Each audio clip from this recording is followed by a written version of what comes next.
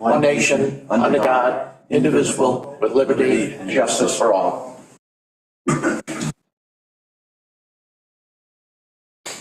Okay, the first item on the agenda is we have a presentation from the town auditors. Everybody, a copy available to them. Look at it if they want. Amber, you want to say anything to intro? Nope, I'm just still going through on various parts of it. I may have some questions as we go through their presentation. I don't see the screen. Hold on. Okay. We're ready for you. There's Jeff. And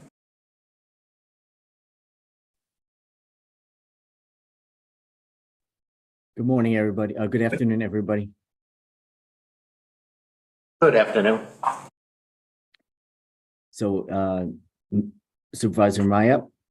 You're up. You're up. I'm sorry, Jeff. You're up. Yeah. Okay, thank you.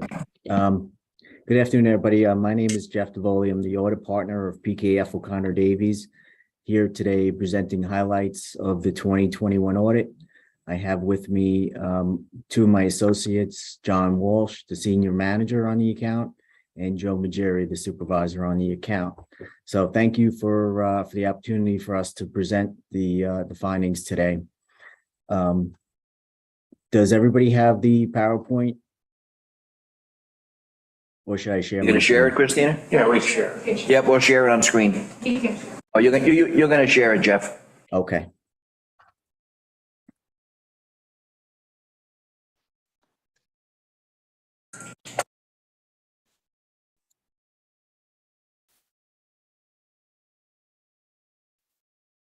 Okay, does everybody see that?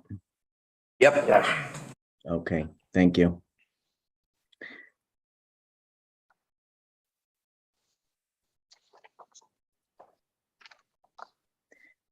Just status of the audit. Of course, the audit is already completed. The financial statements have been issued, been reviewed by management, and we issued an unmodified, or what's generally referred to as a clean opinion on the financial statements, which means that the financial statements are free from material error as it relates to financial statements that are prepared under generally accepted accounting principles for governments.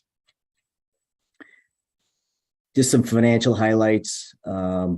You know, the town was awarded $270,000 of the coronavirus fiscal recovery awards. None of that has been recognized as of yet. It will be recognized in the future as eligible expenses are incurred. During 2021, net position related to governmental activities was $22.5 million, which increased 6.3. And as I note there, a lot had to do with the $5.1 million increase under the CPF program, the 2% property tax program. I apologize in advance. I'm a little under the weather. I've been on my back for 5 days with the flu, and I'm really struggling just to stay upright. So I apologize if I leave it off today. During the year, the town had governmental activity revenue of $19.5 million, which consisted of program revenues of 2.1 and general revenues of $17.4 million. And again, those were increased because of the CPF funds. And there was also a large increase in New York State source revenue relative to mortgage taxes. The general fund had revenues of $1.3 million more than originally budgeted, and had an increase in fund balance of $450,000, $901 and more in state aid and mortgage tax, as I just referred to. Expenditures were in line with budget. The expenditures were $10.2 million. CPF fund had an increase in fund balance of $13.9 million. Revenues were $5.1 million. And again, this is the 2% property taxes. In 2020, there was some large payments for the purchase of property and conservative easements, which did not happen in 2021. The highway fund had an increase. May 2 be closed. Sorry? Nope, go ahead, I'm sorry. Okay. Consolidated Highway Fund had an increase in fund balance of $386,000. And the revenues were approximately $300,000 more than budgeted, and the expenditures were $401,000 less than originally budgeted. Capital Projects Fund, the only activity in the Capital Projects Fund had to do with the installment purchase agreement for 2 trucks in 2021. And then this is just a pictorial of the net position, and net position is the government-wide financial statements, and the fund financial statements are the governmental funds. You can see in the general fund, unassigned fund balance was $2.3 million. This is what's commonly referred to as unassigned or free fund balance. And generally what you do is you look to the health of a government based on the unassigned fund balance as it relates to the expenditures, and the expenditures for the year, as we'll see in a little bit, was the unassigned fund balance was roughly 22% of those expenditures, which means, anywhere from 10 to 20% is generally considered a safe level of fund balance, a free fund balance. So you're over the safe level of fund balance. Some more highlights. Revenues, as we said, was $19.4 million. That was up 21% over 2020. Again, due mostly to the increase in mortgage tax and CPF revenue. Next is some required communications. Maybe I'll just turn this over to John before I fall down. Are you? All right, this is just some required communications. You guys kind of know the drill. We've done this a number of years in the past, and basically this is just us communicating to you our responsibilities of stuff from the engagement letter. We had to form an opinion on the financial statements, which Jeff had mentioned earlier. We offered you an unmodified opinion, which is also known as a clean opinion. We attained reasonable assurance that the financial statements were free from any material misstatements. We communicated with you guys any uncorrected misstatements. We're happy to report that there were none identified. We maintain professional skepticism throughout the audit, and we're communicating any other matters that we deem significant. I'm going to kind of skip over this. This was the supplementary information accompanying the financial statements. All that is saying that we make sure that it's free from it doesn't deviate from the actual financial statements. We apply certain limited procedures to the required supplementary information, and we also make sure that we read it, that it does not deviate from the actual financial statements. We have some responsibilities under the Yellow Book. We're required to test the town's compliance with certain provisions of laws, regulations, and contracts. We were provided you guys with that report, which was our Yellow Book opinion. There's responsibilities of management and those charged with governance. That's the fair presentation of the financial statements, including the selection of appropriate accounting policies. You're responsible to maintain internal control, complying with laws and regulations, and evaluating if there are any conditions or events that would raise substantial doubt about the town's ability to continue as a going concern for 12 months beyond the financial statement date. As Jeff had mentioned, you guys have a healthy fund balance within the general fund, so this is not a concern for us. Setting the proper tone at the top, designing and implementing policies and controls to prevent and detect fraud.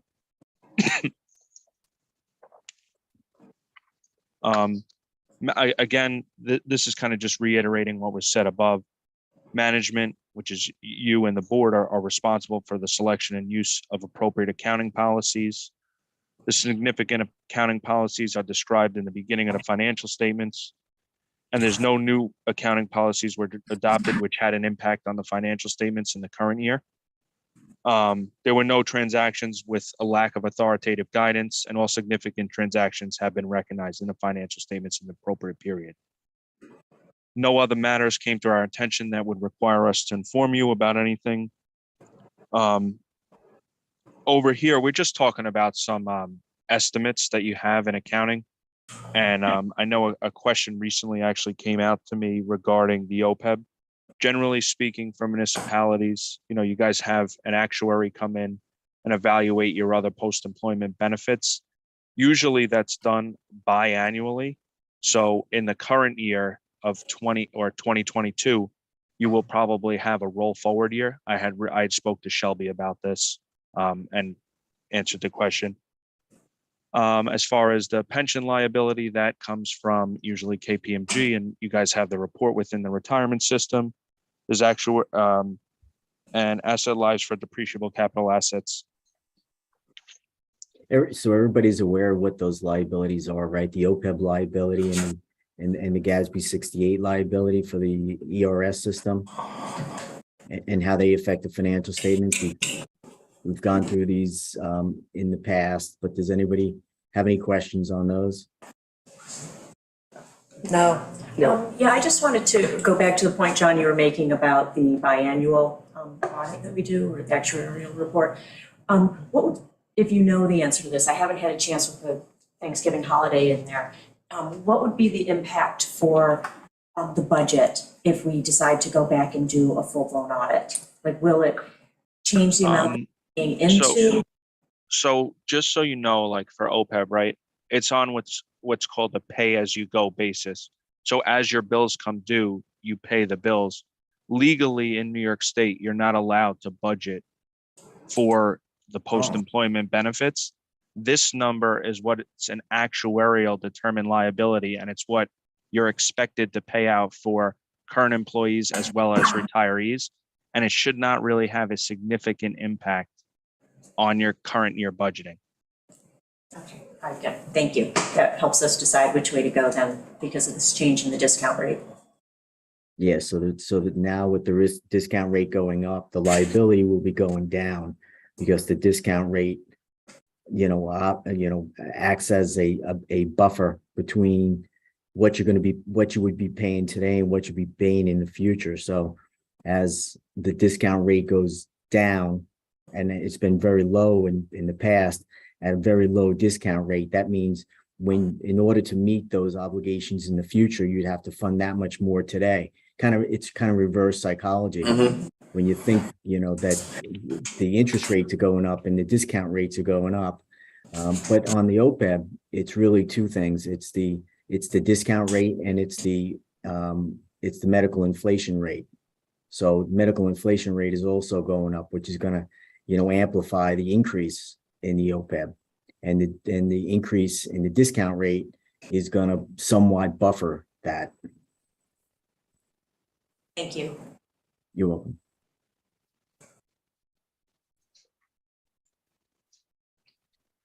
John?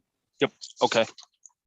So this again is just talking about the different estimates. We kind of just went over those. Going concern, as I mentioned before, the town has a healthy fund balance. This is not something we're concerned with. We are required to identify significant risks. Management override of internal controls is always a presumptive risk, as well as improper revenue recognition due to fraud. The audit procedures we apply are designed to lower this risk to a misstatement of low. We did not encounter any difficulties dealing with management in performing and completing the audit, and we have full cooperation from Shelby. She really was a great help to us. We did not identify any material misstatements, and there are no uncorrected misstatements. For purposes of this letter, we had no disagreements with management. You guys had signed a management representation letter, which you had provided back to us. We confirm that we are independent, and we generally discuss with management prior to retention of us as auditors any significant issues.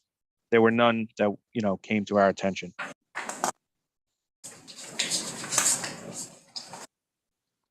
On this next page, we just talk about what like basically internal controls, and I don't want to I don't want to read through every word on here, but basically there's different levels of deficiencies. There's something that's just a deficiency in internal control where we kind of write that up in our secondary letter and you guys receive that.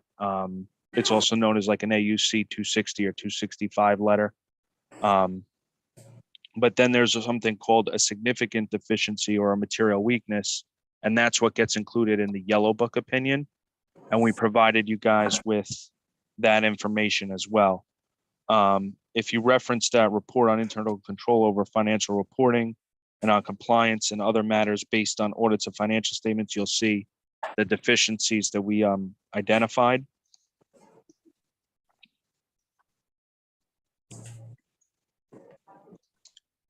Generally, Can I just ask a question on one of those? You had referenced capital assets.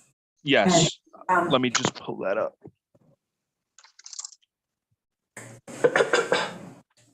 Okay. I was looking at 2021-001 for capital assets. We have internally been discussing disposition of assets, and just the other day received a copy of our capital management policy. So I wasn't, in reading your write-up on this, it looked as if you didn't see that. And I was just wanted to confirm that was the case, because we do have a policy. I think it needs to be updated because it was done in 2016. But I just was wondering whether or not in your, if you had that in your, audit procedures. Well, I think we had that, but I think it just needed some updates and modifications. I don't have it in front of me right now. Mm-hmm. If I was to look at it, I just think that it needs to be revised or, updated a little bit from my knowledge. Yeah, no, I agree with that. The way I read your comment, I just wondered whether or not you thought we didn't have anything versus we do have something, just needs updating. So, okay. I think it just needs some updating, and we can, next year during the audit, we can discuss this comment. And if you feel that there's been, everything has been corrected, obviously then the comment would come out.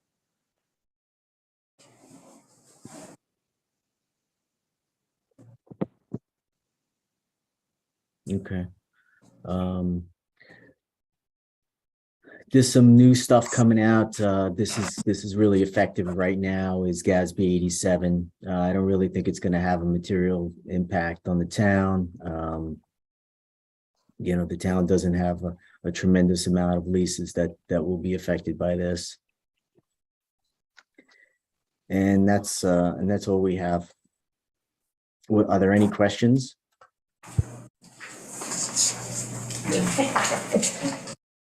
Jim? No, Good? no, Meg? I'm good.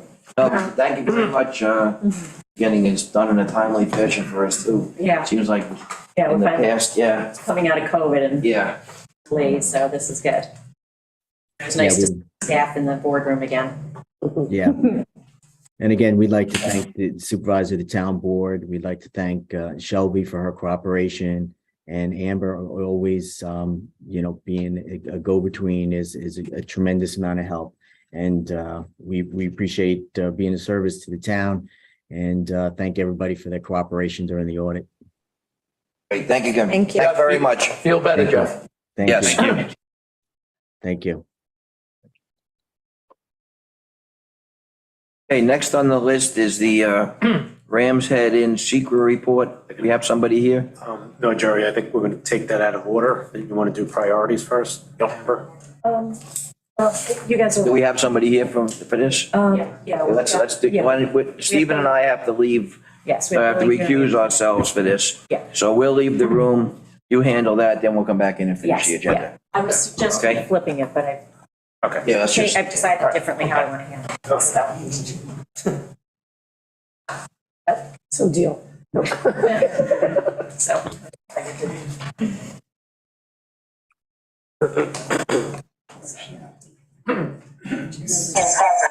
Sorry, that's me. Getting my act together. Okay, all right, so I was originally going to flip the order of events, so thank you for being on and available. Steve, Steven? Stephen. Sorry. Microphones are so sensitive. Okay, so what I wanted to do is, we have Billy and Hayjack. I'm sure I'm mispronouncing that. That's correct. Oh, okay. All right. To just go through the report for us. We do have an open public hearing on this. And so I was not going to open up to public comment anything having to do with the secret review. Pam Demarest I see is on. I saw 20 minutes before this meeting started that she sent us some correspondence. I have not had a chance to review that and respond to it. But what I want to do is we will allow, the public hearing to reopen again and then have all the interested parties come in with their comments. So it'll all be on the public hearing record. So that's how I wanted to handle that today. So that's why I said keep it as item number on the agenda. We will publicly notice that we're going to open up that hearing again, just because this is such a hot button topic and we want to make sure that everyone has a chance to come forward and speak. We have a meeting next week. Not all of us will be present next week. So it will be, the December meeting is the annual meeting, which is a cleanup, year finish, pay bills, things like that. So it's not going to be our usual type meeting, and that's December 20th. At that meeting, however, we will set the calendar for 2023, and whatever the first town board meeting in January is, will be that we'll reopen that public hearing. So I wanted to get that out on the record so everybody knows what the plan is for us moving forward. And as soon as we date on December 20th, the town clerk's office will notice that for us, so that all parties can be contacted and know, what our next steps are. So that being the preface for all of this, Billy, if you would go ahead and just give us your report. Sure. Thank you very much. Good afternoon, everybody. Thanks for having me. And I, in accordance with my the agreement or the request of the town, I have provided you with a letter containing my opinion classification for the project known as Ram's Head Inn, or the dock reconstruction and expansion at Ram's Head Inn. My letter is dated November 18th, and I can give you just provide you with a brief synopsis or summary of my findings. So in connection with the request, I reviewed the materials that were provided to me, which included all of the DEC permits, the modifications to the DEC permit, the application that was submitted to the village for the dock. I reviewed the State Environmental Quality Review Act, the village or the town code with regard to SECRA, and also the town code with regard to docks and zoning. The state, I'm sure you're all familiar with the State Environmental Quality Review Act, so I won't, regurgitate a lot of that for you. But, in my assessment of reviewing the application and the permit that was granted by the DEC, to me, the project does not qualify as a type 1 action.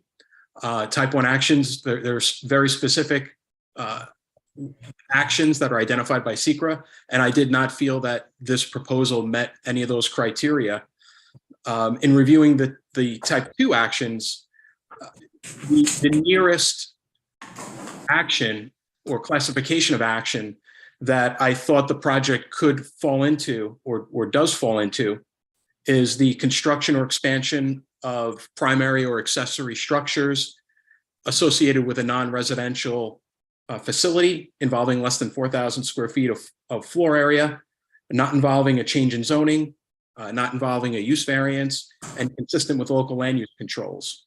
So based on my review of it, the project is an accessory structure. It's accessory to the inn. They're not, I don't believe they're performing or acting as a marina type use, and I don't think they're running a marina as best as I can tell from the information that was provided to me. So, I think in my opinion, it qualifies as a type 2 action. And there is a caveat to that, which is provided the town does not believe that this requires a use variance, and provided that the dock is constructed to be consistent with the code requirements for dock construction. I did point out in my letter that Chapter 60 of the town code, the town has created its own list of type 1 actions, which are projects or actions that would automatically trigger classification as type 1 and require further environmental review. And marinas are listed. But it's my opinion that I don't believe that what's proposed in this instance meets the intent of what a marina, I don't believe they're functioning as a marina, but that is a decision I think that I would rely on the town to make or the town building inspector to make. That's essentially a summary of my letter to the board. If anybody has specific questions, I'd be happy to try to answer them. I did have one question. When I looked at this last week, I meant to reach out to you. One of the things that you had noted was, I think, one floating dock. And doesn't the latest application have 2 floating docks? Yeah. So I just wanted It has it to. as an L, yeah. Yeah, so that I was just concerned, so. Oh, I read that as being, I thought that was one appendage, one floating appendage. Yeah, It's 2 separate floats. 2 separate floats. Okay. 2 distinct, yes. So Okay. if you could update for us. Sure. If you'd like, I can revise the letter to reflect Yes. that. It doesn't overall though, it doesn't change the size of the structure. So I'm not sure it has a, tremendous bearing on it, but I'm certainly happy to revise that for you. Yes, just because I'd like to, on the record, that you had considered. Sure. The Okay. correct amount of square feet. Yes, Yeah. exactly. Sure. Definitely. Any other questions from the board? No, I didn't have any. I guess my next question is probably more for Timothy. So if it's deemed to be a type 2? Yes. Okay, I'm just making. Yeah. So Type 2 action. So what does that mean for the town and what does it mean for us moving forward on this application? So it means that a environmental impact study would not need to be performed, and that you could reopen the hearing and move forward with the application. Okay, all right, so my interpretation on that was correct. Okay, anything else from the board? I have one more comment. Billy, we will let you know when this is going on for public hearing. I do believe that there are some questions, as I noted at the beginning, that we do have one person from the public who has submitted a letter to us. I will forward that to you so that you can take a look at it prior to the public hearing being reopened and you'll be able to address any questions. Okay. Sure. Yeah, we'll send that on to you after today's meeting. Okay. Okay. With that being done, we'll move on to the next agenda item. I guess. Thanks, Bill. So Yes, thank you. we're not entertaining anything you. further on this today. No, not today. Today, okay, I just want that clear, reiterated. Yes, because we do have an open public hearing, so anything can be addressed then, and we can have all interested parties present. So, And it would be on the official record if it's Yes. part of the public hearing. yes, exactly. Also want to say though, to Tim's comment that we can reopen the public hearing and move the application forward. I don't agree with that statement. I think that we have a significant stumbling block. So that being said, I don't know when you want to discuss that, but I'm not sure. Well, I just don't think we can approve a second dock. If the owner insists on claiming that the first dock is on her property, Right. I don't think we can move forward with this. So I don't know when we should discuss that. Oh, okay. I don't know. It's a good point. That's a good question. It's a very good question. You might have to. I don't know. I just don't know. Sorry. Procedurally, when do you think we should? Yeah, I guess. Well, I mean, we can. I won't listen. No. No. You could leer, Jerry, you could leer. Sorry. Which, if you have some advice on that. Is he still here? He is. He is still here. Yes. Sorry, Tim. It is a great point, though. Or is it legal that you? So I was responding to your question about what is the, impact of Yeah. Mr. This- Hajak's finding that this is type 2. So Right. that is the answer to that isolated question. If you have other reasons to believe that there are issues with the application, those would have to be taken one by one. But in terms of the secret analysis, based upon a finding of type 2, the environmental assessment would not need to be conducted, and on that issue alone, the application could proceed. Tim? Okay, so we have to figure out whether or not. Going to. When to reopen. Yeah. Yeah, well, I know we have the open issue of the easement, Yes, getting that extinguished. extinguished, and then whether or not how the lawsuit ends, and whether or not that would conceivably go in favor of ownership of the existing dock Yes. being on the same property. Right, we will have approved something that Yeah. we don't allow. Yeah. Right. Right. Correct. Tim, I know that an extension was requested on this litigation, and so, like, are we getting closer to having a decision at some point, or is this gonna go on for months and years? Yeah, and just to be clear, the litigation doesn't concern this dock, but a separate dock. But there's no specific timeframe. The motions in that case will now be heard or submitted on December 15th. And then it's up to the court, how quickly or not quickly it may decide. There's no way to predict how long it may take for a decision to issue. And there's no way to predict whether the decision on the motions will fully resolve all the issues in the case either. Okay. But I Just feel like- to reiterate, though, that going back 8 months ago now, back to the spring of this year, we all met out there on a field trip, and that's with everybody.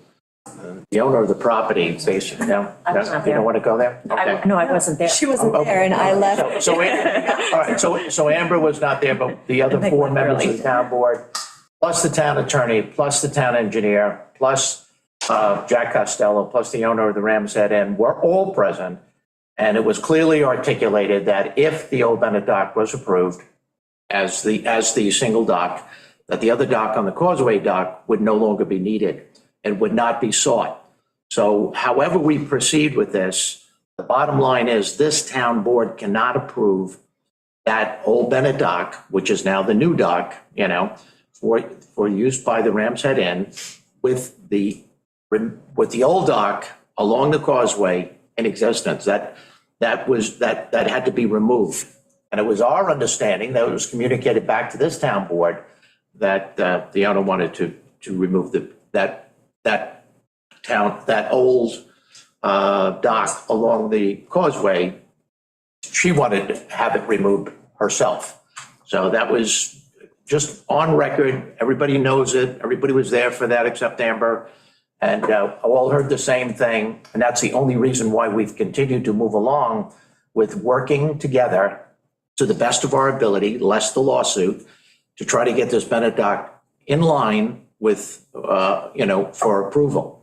So it's just so that's clear in everybody's mind. We will not, at least I will speak for myself, will never approve that dock without assurances that the other dock is being removed.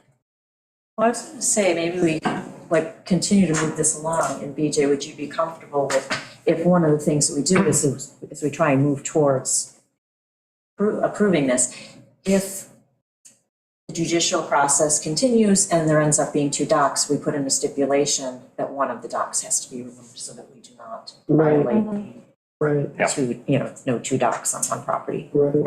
right. That's a given. If we sort of go with that. Yeah. I'd like to keep this just moving along and just try and, I think we something off can. of our plate. Yes, I think we can. Okay.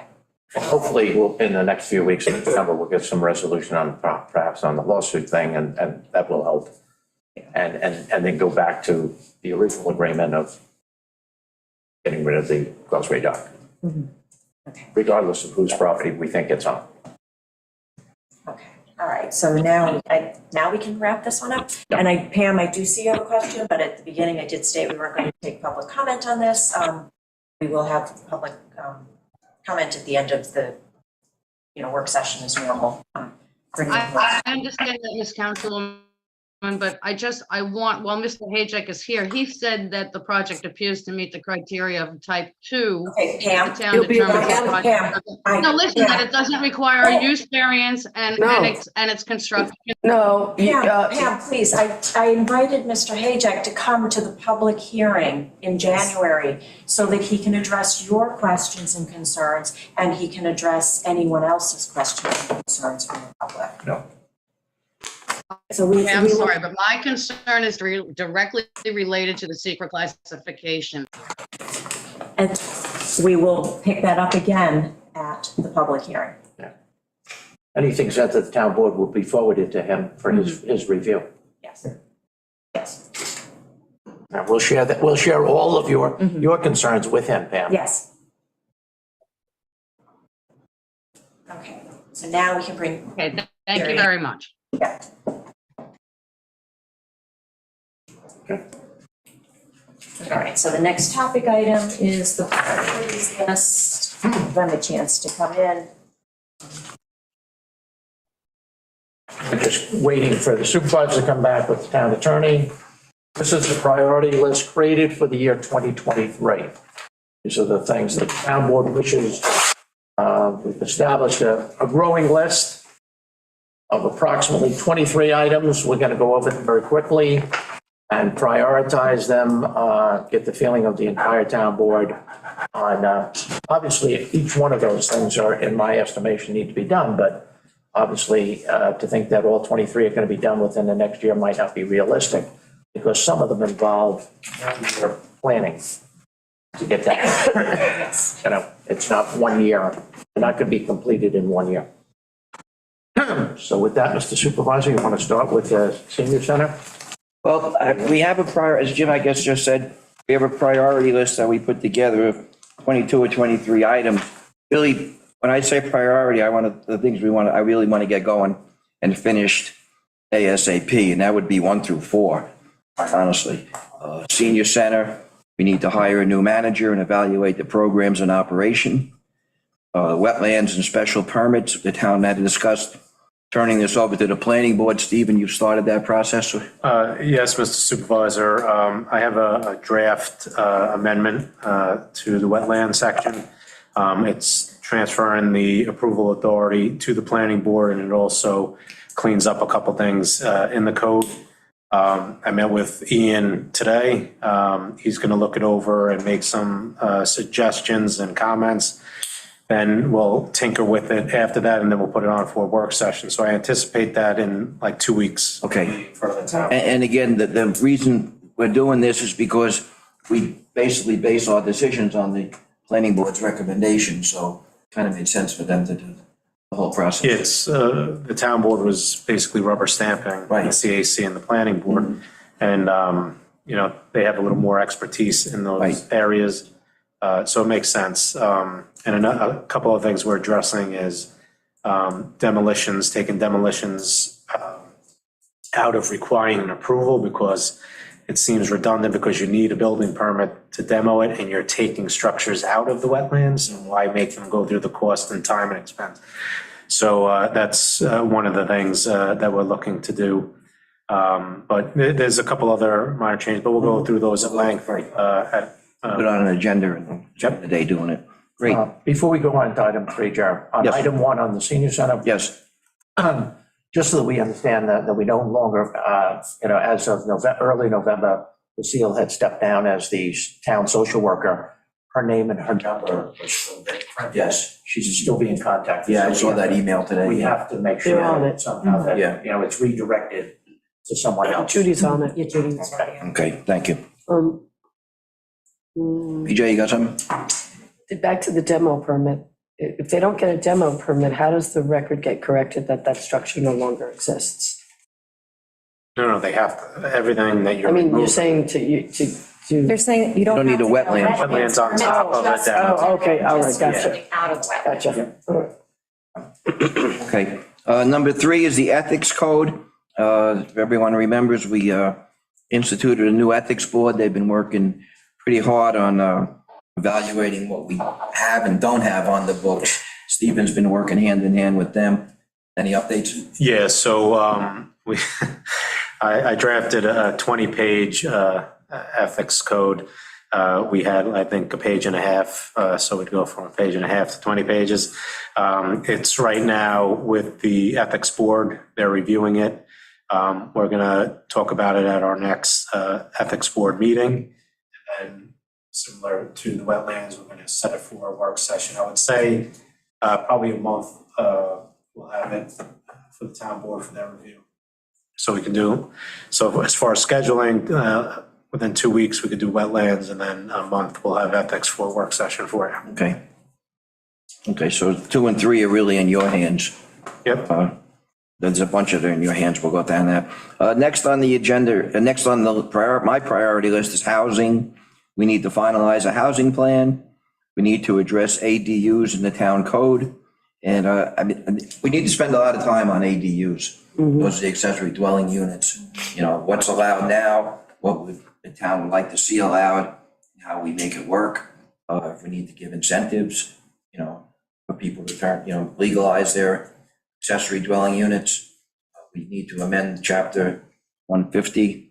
We need a master plan for next door here. We own this property next door and really should decide, you know, how we're going to use it.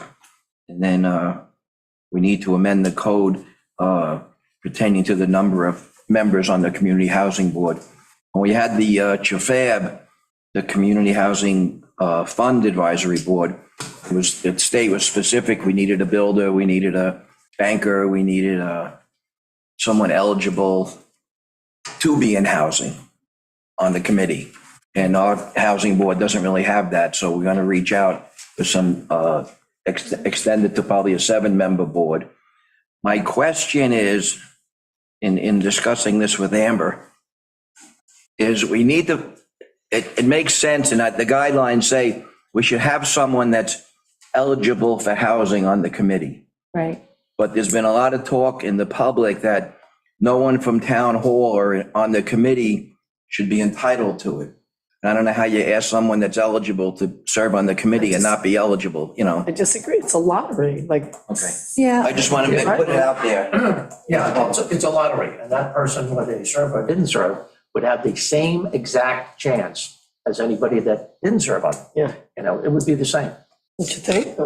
I mean, I agree. I mean, it's a volunteer position. It's Yeah. not a paid position. It's something that people are passionate about. And I feel like if someone's willing to work towards the goal and then throw their hat in the ring, they're not getting paid to do it. It's voluntary. It's their time. They're dedicating themselves to something they see is important. I don't see a need I to. mean, that's how I feel too. I just wanted to get it out in the public and make sure, you know. Yeah. Yeah, the other thing too is, I mean, any discussions about how selections, you know, what the criteria is going to be, maybe they recuse themselves from that kind of. Right. Okay, Yeah, yeah. Or That's a good maybe idea. that's not even needed. Maybe this is something we take to the ethics board to say, hey, like, what do you think would be a conflict of interest? Right. Them set the parameters for. Right. this Two good ideas. Discussion. Yeah. eligible, Yep. you know, candidate. Yep. Yeah, it's so sensitive. Amber, you bring up two great points. So I think it's so sensitive and people will, you know, they're questioning everything you do on community housing. Let's go above and beyond full duty here and do everything, the letter of the law, you know, and be fair and visible and transparent, and, you know, that's. And just for a point of clarity, CHFAB is the body that was supposed to have. Yes. From the construction. Yes. State industry, the banking industries, 3 representatives of local housing advocacy. Our community housing board has separate criteria, and it's in the code. It just says, you know, broad representation from the community, such as landowners, persons with skill and knowledge about the environment, real estate, finance, and building. So, you know, we can make it as broad as we want, or, you know, restrictive. So But Fab was not a bad template. no, absolutely. Yeah. So if you want to mimic that, Right. fine. But I Yeah. just wanted to clarify that our code doesn't require that. Right. I kind of like the not requiring, because if we're having trouble getting Yes. somebody from the construction industry, Yes. then have we just halted the whole process until we Right. can find somebody? Right. We take a year, Yeah. you know. So the first step, do we have to increase the size of the board Yes, by resolution? yeah, I guess, and so we'd be going to a 9-member? Stephen, we're going to Seven, I think we have five now. I thought it was, Technically, we have four because Chris left. right. It's 5. I thought we'd go to Five 7. members. Seven, yeah. But if we're adding someone from banking, we're adding somebody from construction, and we're adding somebody from the eligible. We have four. Well, if we can find them, we'll add them. Yeah, You know what I mean? If, yeah. Yeah. if not, Not gonna be hard and fast. right. So the question is, do you want to go from 5 to 7? Yes. So you just have to make that determination. So we have to do that at But the then I next. don't think we're gonna hit all of the. Yeah, there's 4 openings right now. Or, oh, if we go to 7. Right. Oh, no, There's 4 there's filled. 3 so openings, so I'm sorry. there's 3. Yeah, yeah. Have 4 now. There's Yeah, 3 so openings. well, you get building, Yeah, so, we had 4 existing. And then I thought we were adding a finance person, yeah, a construction person. Real estate, yeah. We have real estate. But again, only if we can. housing find them. advocacy. You know, we'll look for. We it. have, I think, advocacies on. Like, Which one you had? Finance? Fab, you were supposed to have 3 representatives from the local housing advocacy. I mean, I Pretty like much it. everybody on the committee's from I Hackett. like that, I mean, I think so, and too. in talking to Liz, she also, suggested finding somebody with an environmental background. Mhm. So so to make sure that somebody with that Right. perspective is looking at So- anything. And that's what the town code Do we have an says. Do we want to do it like the state then and say 7 to 10 members? You know, give it a range on No, that? Well, no, we have to set it for a quorum. 7 to Yeah. 9. We have to set a number for a We quorum. have to. Okay, but what I'm saying is Yeah. that the state had said, I think 7 to 15, Right. you know? Well, I mean, if we get more people interested, we can always expand So the you're saying group. don't change the law, or don't make the resolution to change the size of it until we, No, I'd say, no, let's make, because we're going to start interviewing. you can't do a range. And you can't change it to a range because you need a Right, finite number for the Yes, quorum. yeah, because this is set in legislation as opposed this to by is in town resolution. code. Yeah. Town code, we have 5, so we'd have to do an amendment Yeah. to the law. Yeah. To increase it to 7, to go 5 to 7. And in the law, you want. So we can't say up to 9? No, No. I would suggest we have a specific cap. So we could do it the opposite way. I understand. No, Yeah, right. so let's go 7. Okay, all right. No, I mean, it's easier to find 7 people. Exactly. And the quorum Exactly. problem that we're having. Yeah, I just don't know if you Yeah. hit all of the. right. The groups that we were thinking of. Those are just guidelines in my mind. Yeah. If we start that process sooner rather than Yes. later, We need to start We already know, I think we got 2 letters this week. We'll People know, interested. we'll know if the number 7 Yeah. is a good number or we Right. should have to go to 9. You know, we can always amend that. Did we, and you spoke to Liz, what was her opinion on it? How many people does she think? Well, I mean, we identified 3, you know, Yeah, that's how, Types we that's need, how I but I kind of think had in there my was- head 9. there was a 4 because the environmental she threw in at the end. I think maybe we should bring, before we select the number, bring her in, get her opinion on, Yes, as the chair of the Yes. board. Well, I mean, couldn't we start with 7? And if we find 7, but there's more people, like if we have a high demand of people who want to be part of it, we can always go to 9. But let's also see what she has to say as far as what's manageable and workable. Yeah, sometimes too many cooks in the Yes. kitchen is problems. Yes. it's about, it depends on how much, Big committee. who they are, like we find, nobody takes up the assignments. I mean, Yeah. if you get 7 people who are really into it and will devote some time to it every week, great. If you don't, then you might need 9. Right. All right, so we'll talk to Liz. Yeah, that's a good Okay, we'll idea. get a Steve. definitive from her. I would talk to the chairperson. And Stephen, before we move on from housing, do we know when the recount's going to be? I was supposed to find out today, the Democratic chair and the Republican chair, commissioners over at the Board of Elections were going to meet this afternoon to determine a date for the manual Are we recount. the only one? She was going to text me when she gets that, and it could be any moment now. And the manual recount is everything, not just the absentees. It's all the votes. All the votes, right? The only recount in Suffolk, I don't believe so, I don't know. really? Yeah. Okay, so we're just waiting to hear. Correct, I'll let you know. Are we the only recount in Suffolk? I anticipate it being this week. Are, because the other one's passed. Yeah, Yeah. soundingly, But there yeah. could be other races. Right. Yeah. Yeah, yeah. So like I said, I anticipate it this week, but I'll get you a date, sir. Yeah. Just out of curiosity, Stephen, who forced the recount here on the? No, it's The law. Oh, it's just, It's by operation of law. okay, okay, all right. What it said, Jim, was, It's operational. it's operational. Operation of law. What it said, Patrick, was 20% difference, 20%, Stephen? It's. Or 20 votes. I'm not sure. There was a percentage Or 20. or 20 votes. And we met the percentage criteria, but we were under 20 votes. Right. And they realized that after the fact. I keep hearing it back and forth in different, I thought it was done. We did too. That's what We did too. Yeah, we were told directly Paper, by I think. BOE that it was Yeah. done. BOE, after we left, checked the laws again and said, oh, wait a minute, we never run into this situation where it's so close, because they always use the percentage. And the percentage was what they were working with. But then they looked at the law, it says the percentage, the lesser of the percentage or 20 or less. So it was less than 20, so it was automatically triggered, manual recount.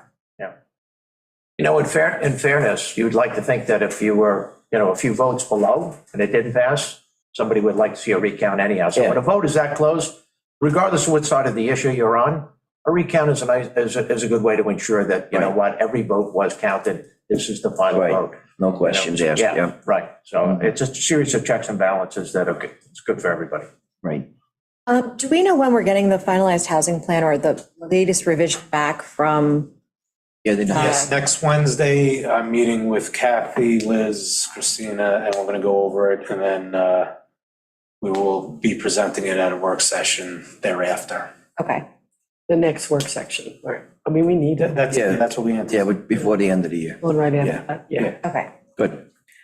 Right. Just out of curiosity, the housing plan that's being presented, is it being presented for like phase one type of, or is it a complete housing plan? Is it? Yeah, there was never, we weren't going to do phases. No, I'm just asking. Yeah, the latest iteration was not a phased plan, it was Okay. the actual. Okay. And But with the executive time summary. horizon.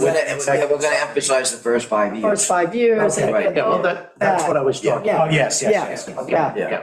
yeah. That makes it more. Okay. Yeah. Because in my estimation, it had to be reevaluated at the end of every 3, 5, 7, whatever you decided, period, to find out, have you met the demand?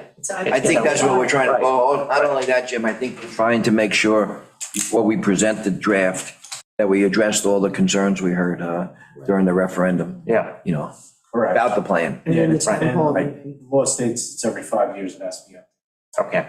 That sounds good. So you're meeting not tomorrow, but next Wednesday. Okay. Kathy's out of town. Okay. Okay?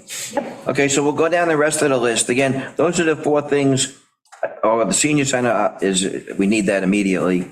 Wetlands is in the works, ethics is in the works, housing, we need to continue on that. So the rest of these are just things that are on our plate that we need to get going on.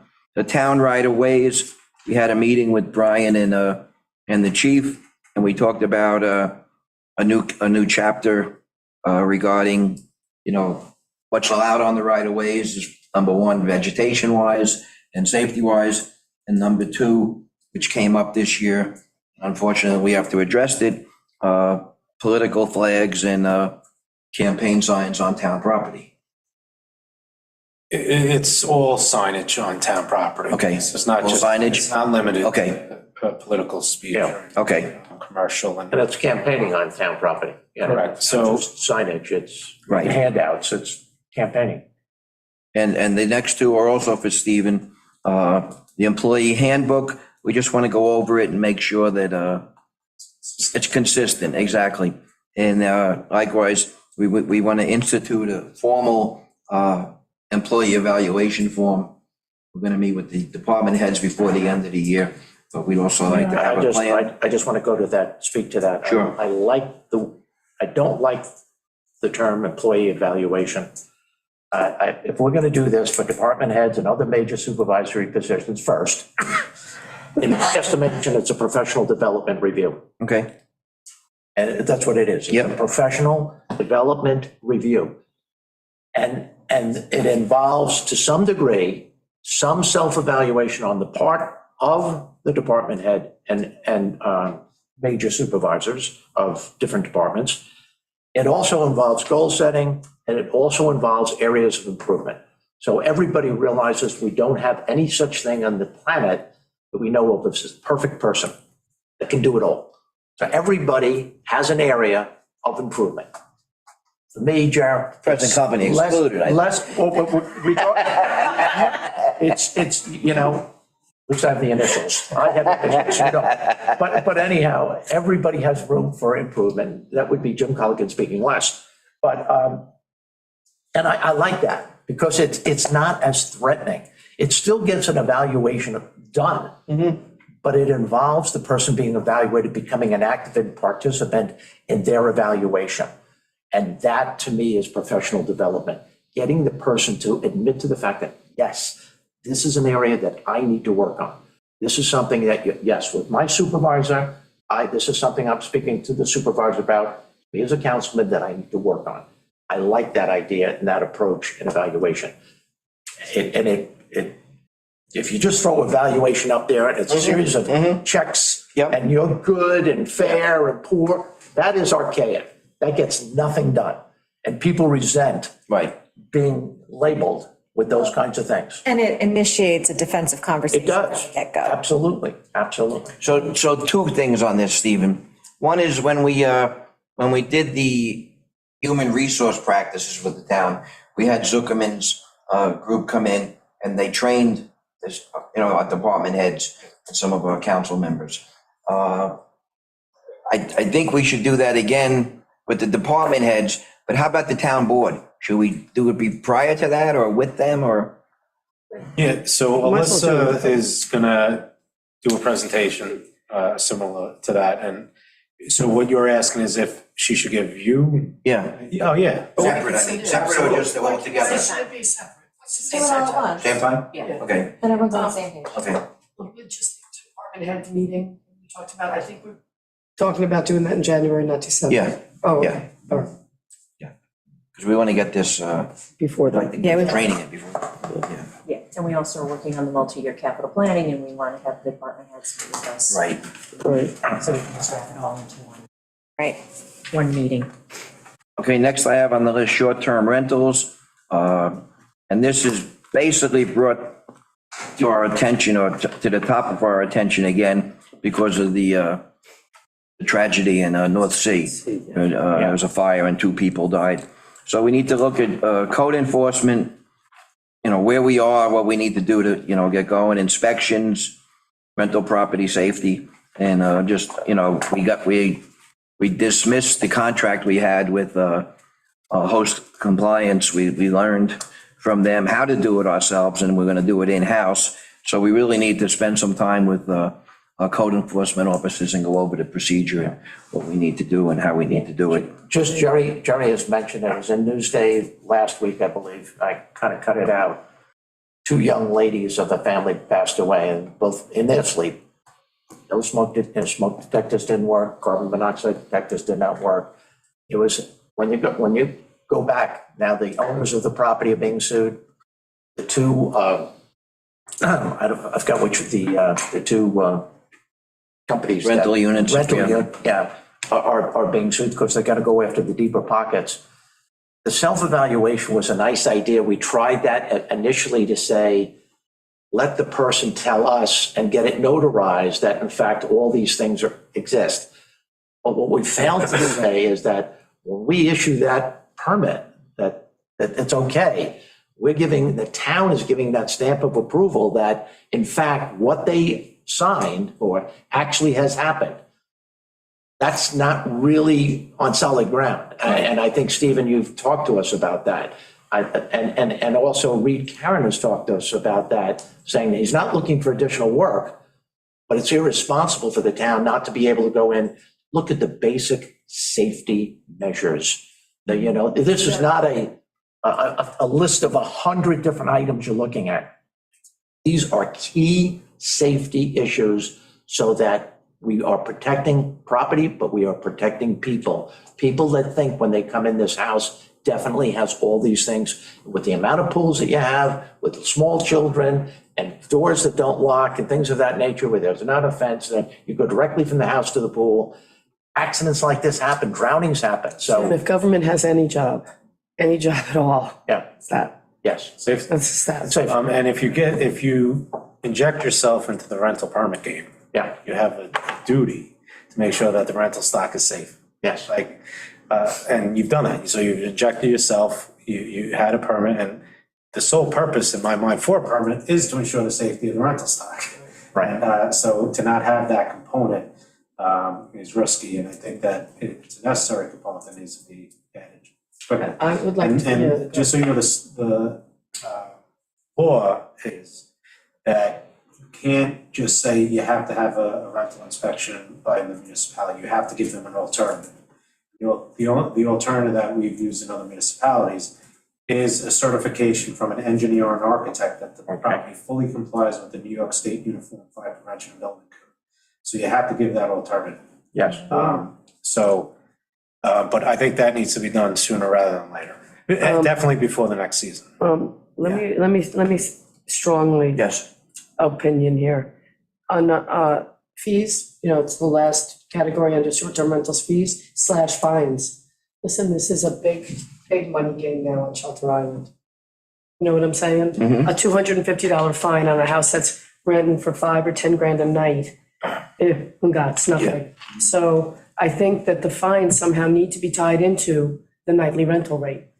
Well, so what I did in Southampton was they wanted a heavy hammer. So the initial fine, and I might be off a little bit, but I believe the initial first offense is $8,000 to $15,000 per day. On safety? For not having a rental permit. Oh, Because again, the safety inspection was tied to the rental. Right. right. So if you didn't have a rental permit, they whacked you hard, $8,000 to $15,000.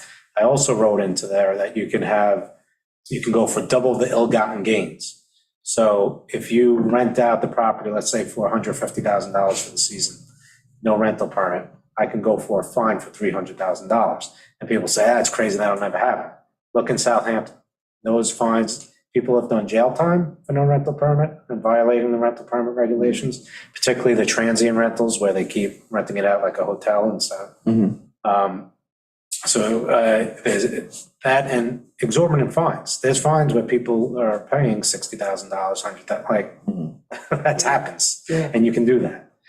So that you just have to have the will of the board to Right. want to do that. And I think, again, just so the public understands, why we're bringing this up again, it's, to say if it ain't broke, don't fix it, because there haven't been a lot of complaints. It has nothing to do with complaints, it has to do with public safety. That And was we a saw what horrible happened. story. Exactly. And it happened within miles. Right. Okay? Yep. All right, next on the list, we have to set a hearing. I know we had a discussion about a commercial permit for shellfishing. So Stephen, we have to write that up and, Well, I drafted a local law. We formed this little working group of shell fishermen. right? It took them a little while to get back, because it's their season, Yeah. of course. So I got those comments back. I'm in the process of reviewing them. So that's definitely something that'll happen before next season. And we have the code written. ready to go. Okay. There's probably a minor tweak here or there, but Okay. Okay, another ongoing project we have going. Well, let me also add for that, just on the shellfish permit, that was a request of the bayment. Yeah. It's not like we Yeah. decided we needed to Yes. do a new Yeah. bureaucracy. Yep. Mhm. Yeah. To kind of help protect Good the point. area around the island, Yeah. because people were coming in and And that not same, being respectfful of the the. same thing was happening over in Nice. East Hampton this summer. I don't know if you read about it. There was a crew coming in from Queens at night, crabbing, and taking truckloads of crabs, at night. And Oh, my God. I think they had to change the legislation over there, so they couldn't do it, Yeah, because they weren't residents. yeah. Number 10 is WMAC. We have been working on the mooring application process, who handles what, how we get it done. We're going to look at stake mooring and pulley regulations, hopefully to make them similar to Condon Creek Dock, where it's use it or lose it. Yes. We need to talk about, and I think we're waiting for probably the comprehensive plan to look at a need for gridding anchorage areas. Or at least limiting. Well, yeah, and again, as BJ asked last night, what do you see as maximum build out on the water? Yeah. So it's just something, we did adopt the fees? Yes. Okay. Yeah. Well, we're not done yet though, right? We adopt them yet? Tuesday. Tuesday, Okay. yeah. Okay. And then, development of seagrass management plan. This has to do with the yeah, Green sure. Options Committee, probably the PEP. Yeah. Okay, and the next on the list is ground and surface water management. This is a little bit of an ongoing thing that WAC has been working on. We're looking for recommendations on how to improve water quality and prioritize our goals. And what we're asking them to look into is the existing irrigation systems. Originally, we've had this discussion. Originally, these systems were supposed to grandfather in 2013, I think, after 10 years. And for whatever reason, they didn't. And then new ones still be put in as long as they have cisterns. We have to decide if we want the old ones to have to convert to cisterns or just stop using. We also have to talk about, can we collect water for the cisterns as opposed to having it just trucked in? Right. So it's a discussion that WAC has been taken on, but we need to work with them. And along with that, we also need to talk about banning fertilizer or pesticides. And they've taken that in up. the near shore. We had a great meeting. Good, okay. But let me also add to this. It was brought up again last night, and it's so true, Jake Hart. We need to get on this, like, not having roads drain right into the bay. Winthrop Road has two big pipes. Yeah. Right into Yeah. the creek there. Yeah, And Jay was saying on Little Ram where they're having trouble with salt, there's one catch basin. yeah. And so it's not only that, it's the reach, you're losing all that recharge, plus whatever's running off into the bay, Yeah. two things. Yeah, I think in those two areas, more so to recharge, it's the surface water. Right. But, So, it should be here, but I don't know how we go about it, Another getting one it done. that I had a discussion with Jay about also Yeah, was over by Ice Pond. And I have to talk to Joe Fenora, and I'm sure there's some kind of grants, to make that some kind of filtering wetland. oh, In other wow, words, all the water that, come from down the hill, from the golf course, Right. from Menantic Road, all ends up in there. Right. So if we could contain that water and let it filter down, as opposed to going right into the creek. Jay has been an advocate for that for years and has some ideas about how to do that. Yeah. who did Sylvester Manor work with at Stony Brook to create their field that they created for the bathroom? No, it's not. That's different. That's not what you want, No, not that, but I'm just that kind of expertise. Right. You know where we did it, Meg? I think we did it when I was here last time. Just to the left of the second entrance to Sylvester Manor. You know the creek there, Gardner's Creek? Yeah. That's a natural wetland that we Yeah. created. Yeah, you It was kind the of, same thing, the water went in there. you create like a swale, so it Yeah, captures the yeah. water, and then It the sits in plantings there. that you put help Yes. filter and clean it. So it's kind of creating natural, what you'd have to do is kind of restructure the perimeter of the golf course to trap water, collect it, and then filter it.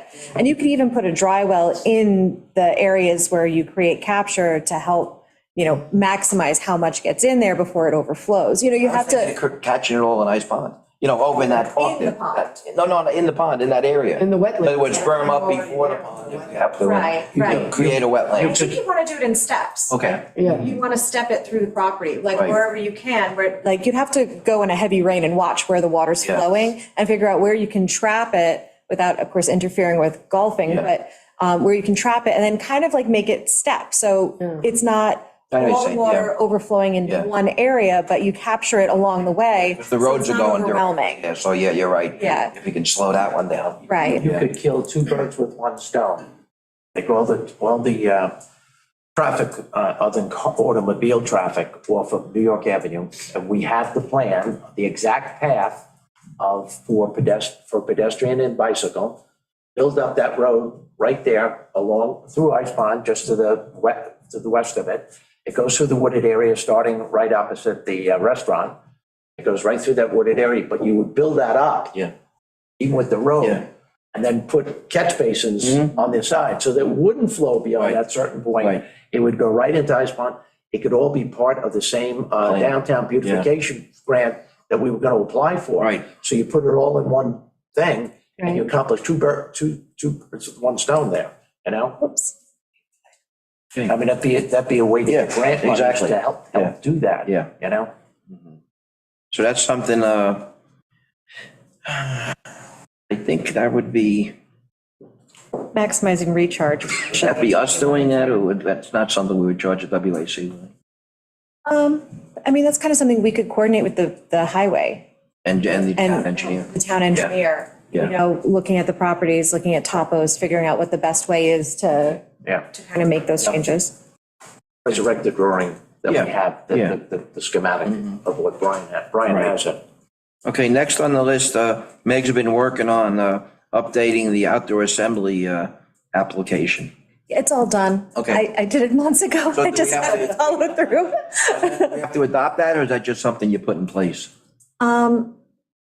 It's just the application. We'll go over it. Okay. I'll bring it in, we'll review it, and we'll decide if Well, it what does- needs. You know, we should, that's the question of what does the code say about Right. outdoor assembly permits, and do we want to revise it? We'll look at both, because part of the problem was the application didn't request things that we needed to know, like, are you requesting a noise exemption? That's really, If yeah, so, why? You know, so I modified the application to identify those Yes. things and ask those questions. Yes, yeah. So it kind of follows the code. I used the code as the outline for the application so that it checked all the boxes. because really, that's what we're hearing the most, that's the Right. most permit, reason for And then permit. justify your Yeah.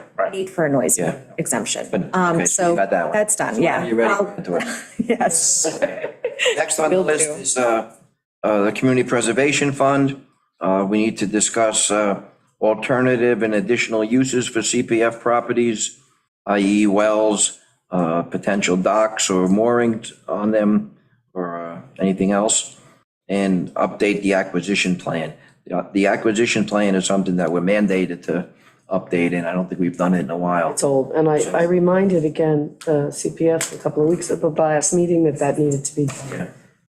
Met with- met with- And we are getting a CPF audit, or a Yes. Yes, state audit. a state audit.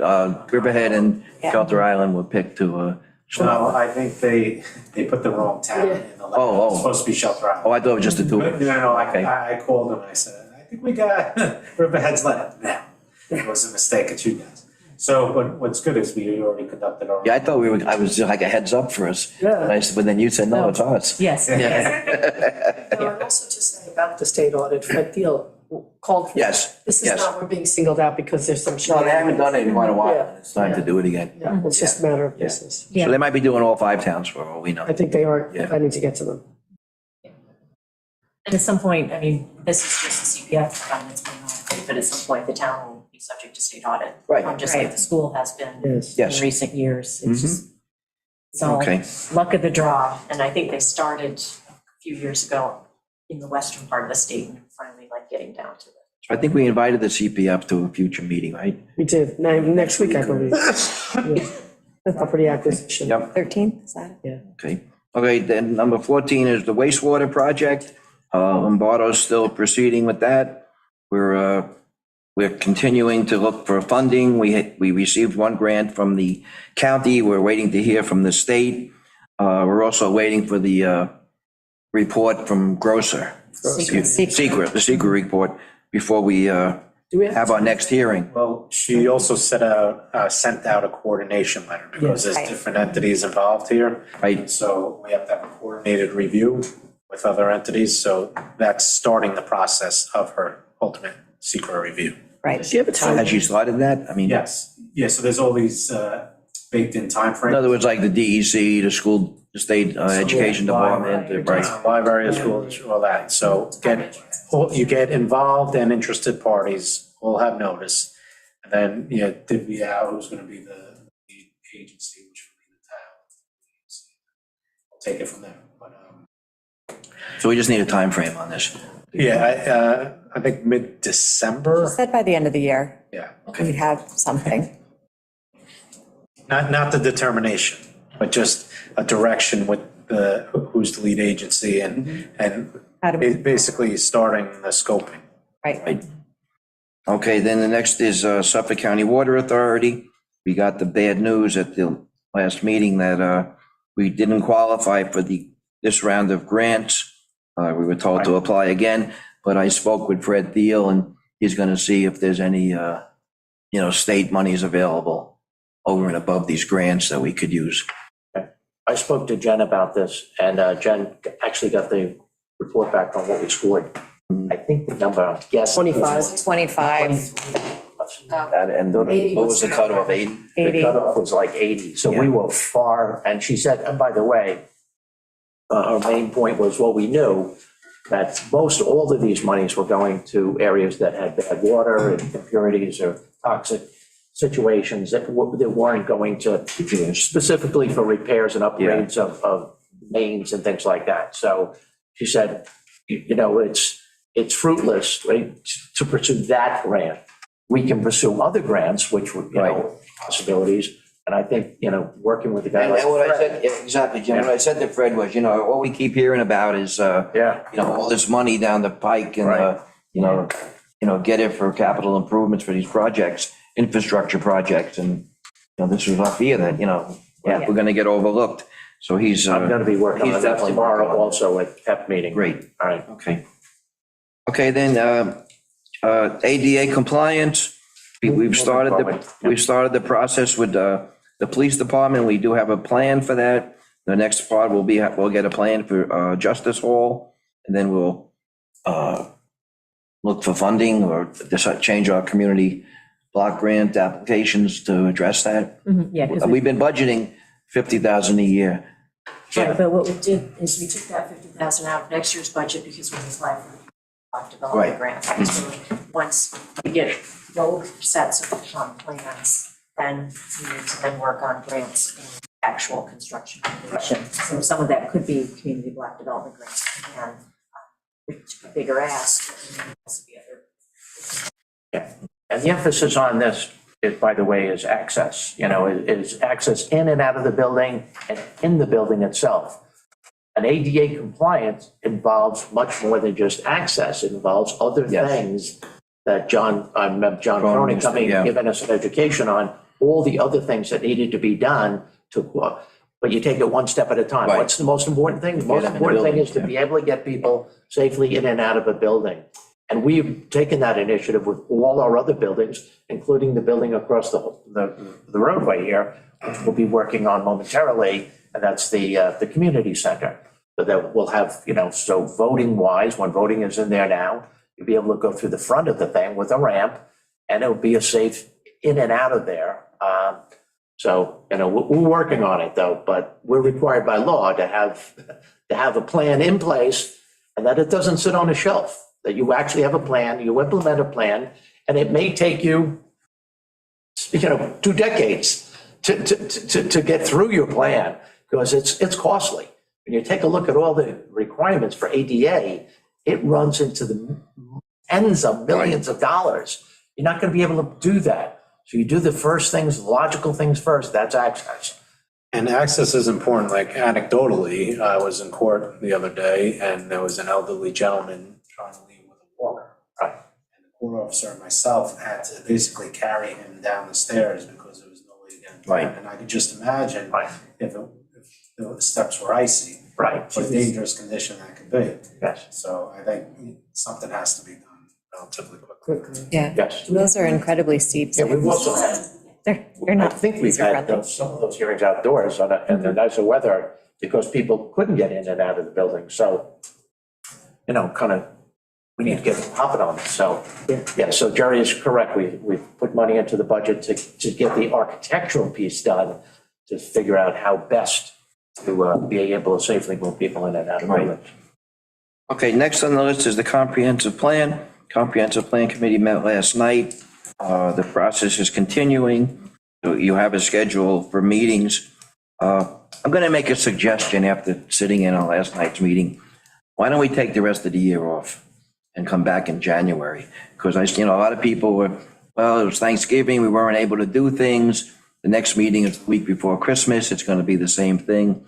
So I would say my suggestion, when you guys do what you want to do, is take a breath, take a deep breath, and let's wait till the first of the year. This is the new just Jerry tell me- Stiller, by the way. Second time to take some time off. I'm listening. Wow. That's just my thought. You know, I'm, No, I just see, it's a very important process and we don't want everybody getting burnt out. And I see our two council people are getting burnt out on it, quite honestly, because they're putting in ridiculous hours on that as well as everything else we do. Yeah, I agree with that. I'd be happy to, so. By the way, just. We'll float it with the group.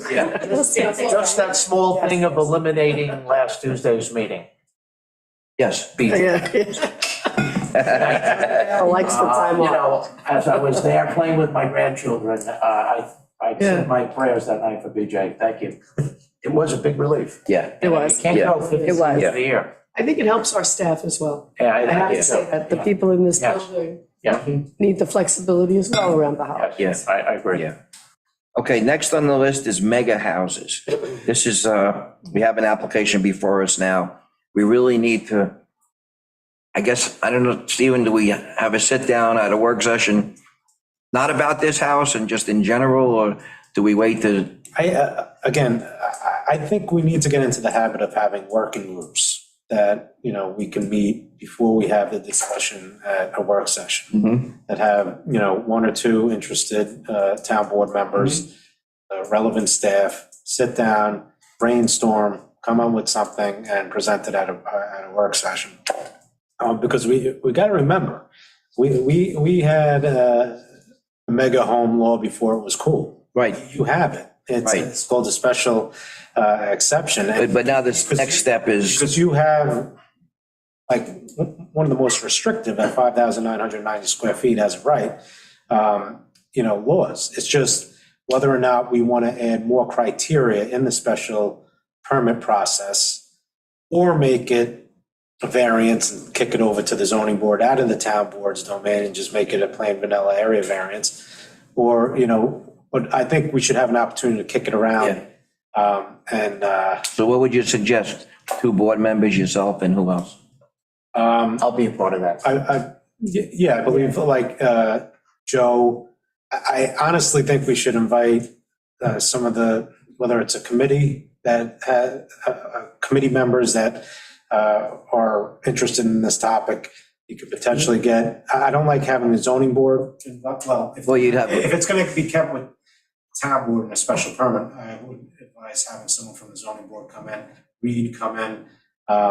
and, we'll take it from there. I wrote the comment down here. Our community continues to express their support to a town board resolution that places reasonable limits on house size. And that's what they're talking about. Everywhere you go, people stop you and say, when are you going to say no to these mega houses? And they want reasonable. No, and at the end of the day, we do have that. You have a maximum dwelling size, 5,999 square feet. It's the fact that historically, the special permit's been a rubber stamp. Well, not a rubber stamp. I mean, you've been. Maximum either. It's a trigger for a special permit. It doesn't say you can't have It beyond. doesn't say you can't have it. That's the It's definition of a special permit. You can't have it unless you get it. You can't Yeah, I mean, you it. have to come and, ask permission, but it's not prohibited. But it becomes, I agree, Amber. That's what it is. That's No. the meaning of a special permit. But then the game playing starts. And it starts right here in this because room again- where we come in and say, I got a deal for you. Are you listening to me? I'm not going with the 17 bedrooms. I talked to my client. We only need 13. Yeah. We're not going with the 10 bathrooms. We cut back to 9. Let me tell you, and this is the game I've been doing for 7 years. Enough with the game. Yeah, and just so we're clear, it's if you submit a building permit application for a 6,000 square foot house, you're getting a denial letter. So it's prohibited. Right. And then you would have to go and get Yes. approval from the town board, so. Right. So I just want to correct the comment you made, that, and it's been out in the public quite a bit, that the town rubber stamps these We applications. try to squeeze. It's a. And this back isn't forth. necessarily an indictment of this board, it's historic. No, historically, I think the boards And even have presently. tried to, No. get. We've tried to minimize To the negotiate, impact. to get to reasonable. Yes. Yeah. But the initial opening ask, It's so I hard. think has become a game where Yes. I sit with my client, Yeah. we don't need, we're gonna go in and Yeah. ask for this. Yeah, so we And get then, this. so we get that. If you only ask for this, you're gonna have to settle for that. Right. So you ask for this much, we don't want this much. So you come across as a fair negotiator when you sit at the table. That's the game that's being played. And we're being played. Can we- And the community knows you're being played. Can we legislate that game out of existence? I don't know. I don't know, but that's why it's the work of the committee to sit down and say, again, there's got to be some fairness here. You're trying to get community housing for people that need community housing. And then the whole delivery of that 4 weeks ago, 5 weeks ago on that, when we sat here and listened to that was a joke. It wasn't so much. No, and that's not. Well, all right. All right, it was, but it was part of the game. Yeah. Yeah, definitely. So Stephen, you're gonna set up a working. Yeah, yep. Okay. Okay, next is shoreline access. We're looking for a report. We finalized that group and they did a hell of a job. So we want to incorporate some of their recommendations. Right, I'll try to write a follow-up email. Yeah. To the group that met. Yep. Yeah, the two things I wrote down on that one was budgetary concerns, that if it involves budget, and a realistic timeline to get it done. It's so much work that they've done and they've initiated here, but it might be something that we look at as a town board to put over 2, 3, 4 years. Can't do it all in 1 year Yeah, right. because budgetary reasons, we just can't get it all done at overnight. So I'd like to see the prioritizing of those, of the plan. What needs to be done, 2023, what can wait till 2024, and what can we wait till 2025 on? Good. Okay. Okay, next, capital planning. Amber's really taking charge on this one. Well, there's a subcommittee of the Yeah. capital planning and grants. Yeah. So, we're working on that. And I'm wondering, just based upon the, auditor's comments that we got, the capital assets, updating the, asset management policy,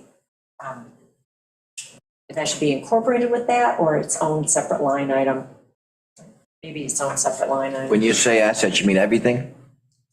Like equipment also, or just Yeah. structures? No. Because I gave Brian a master list from the insurance Okay, to yeah. update his, Yes, Yeah. and I think Judy has the most comprehensive, but I think we just have to tighten that up. So actually, maybe it should be its own, maybe it should be number 24. okay.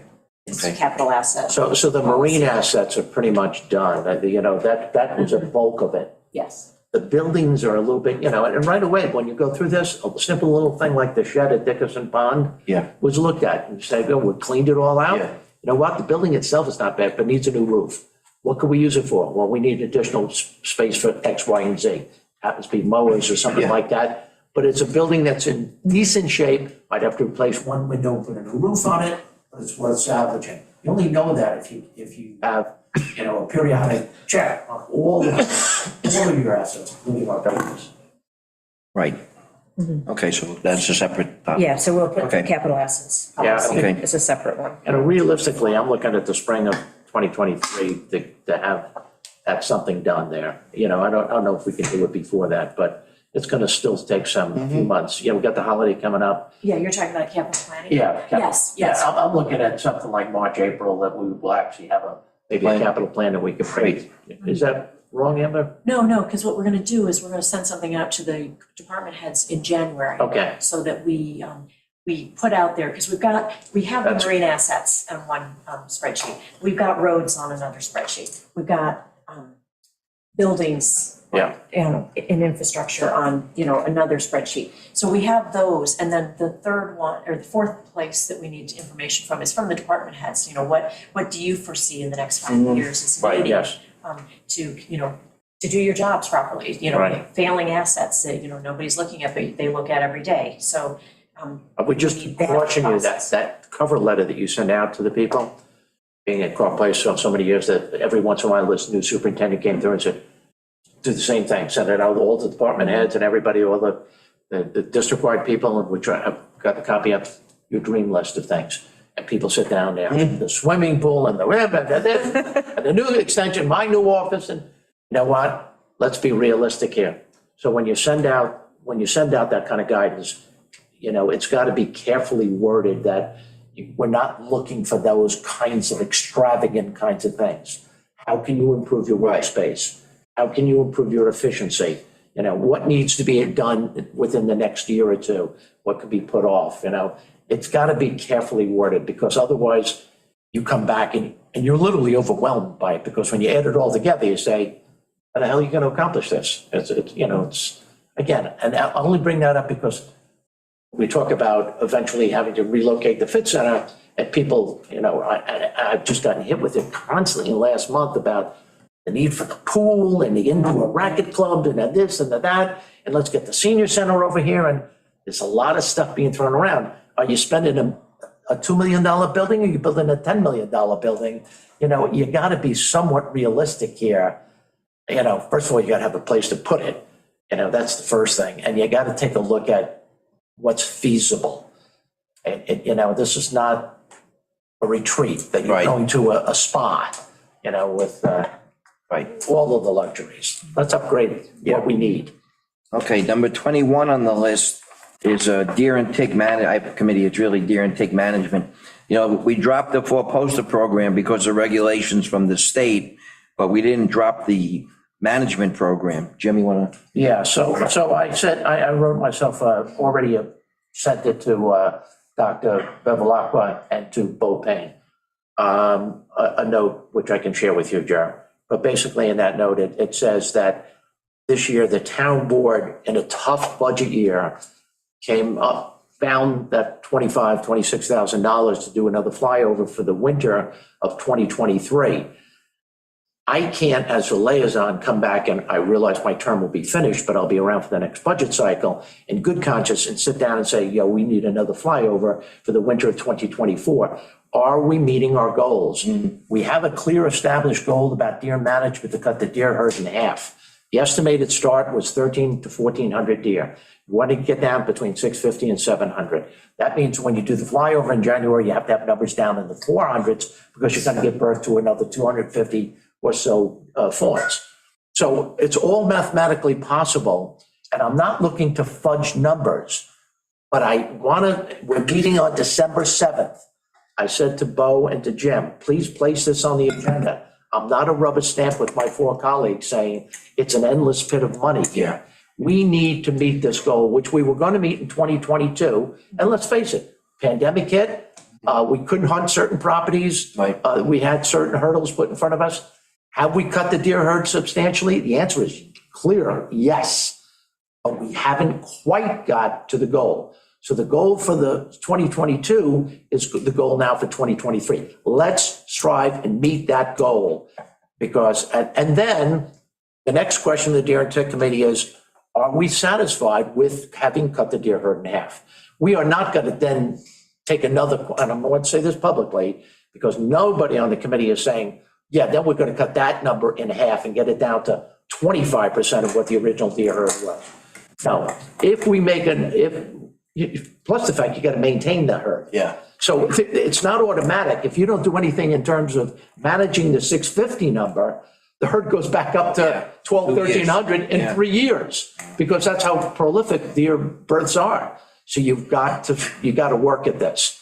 So you got to maintain that, but we may take it down another 10%. So we go from 50% down to 20% of the original 1,350 that we had. What's that number like? What has resulted? And we have the data to support it. Are accidents down? Are the pharmacy numbers down? Are checking with the medical center, the number of people coming with tick bites down? Is there less, there's evidence, And check on the undergrowth, on the oak tree forest regeneration. All that data that we collect, and we have 8 or 9 major data collections, and Bo oversees that. Those are important numbers for the town board to be able to absorb, not just the number of deer that we have, but are we seeing positive benefits as a result of cutting the herd? Because that convinces the public, by cutting the herd, you are in fact protecting public health, which obviously is a public health issue on the East End, all over New York State, in the Northeast, and helping in terms of property loss and potential damage to cars and things like that. So it's a multi-pronged approach that, we're working on. But I'm going to be pretty firm with that. Yep. With your permission, because it's not going to be, can't afford $25,000 a year if we, just to have a flyover. Maybe we go to every other year. But how do we maintain that? Use that information Yeah. to our best advantage. Okay, I got two more items. 22, it's kind of a gray area, ferry study group. We're short two members. The only time the ferry study group meets up there, the rate increase. And quite honestly, in watching this, rate increase is done before the ferry study group even meets. The county legislature does their thing. So we can try to revise this and maybe meet with our representatives and change the way we do business with them. South Ferry just had a change in policy. Yes. And people in the community call it a rate increase without approval because you can't use your one-way anymore. It's only a round trip. And so if you're gonna go. Starting January, I believe, right? It already started. No, we used it yesterday. I used it. Oh, It says January 1st, I think, is when the one-way, number 1 through 20 that they punch. Yeah. So you punch number 13 and 14 on your way back. That's done. So yeah. you can, I think there's a mechanism where you can go in Convert it. and convert that over somehow. Mine doesn't have a date on it, so Yeah. I'm sure my card's good, but I'm just saying. Yeah. The ferry study group would be helpful to examine that, just to. I wrote Whoever they are should be called and say, do you agree? This is what I'm hearing in the community. I can call them. Who are they? Jeremy brings up the point of being proactive or reactive. Yeah. In other words, the reactive doesn't work. I know. So if you're proactive and you have a group of people together and say, listen, what about these people that are going to hospital visits? And I know they've made allowances. What has the North Ferry Company done? Because they have different things, different offerings.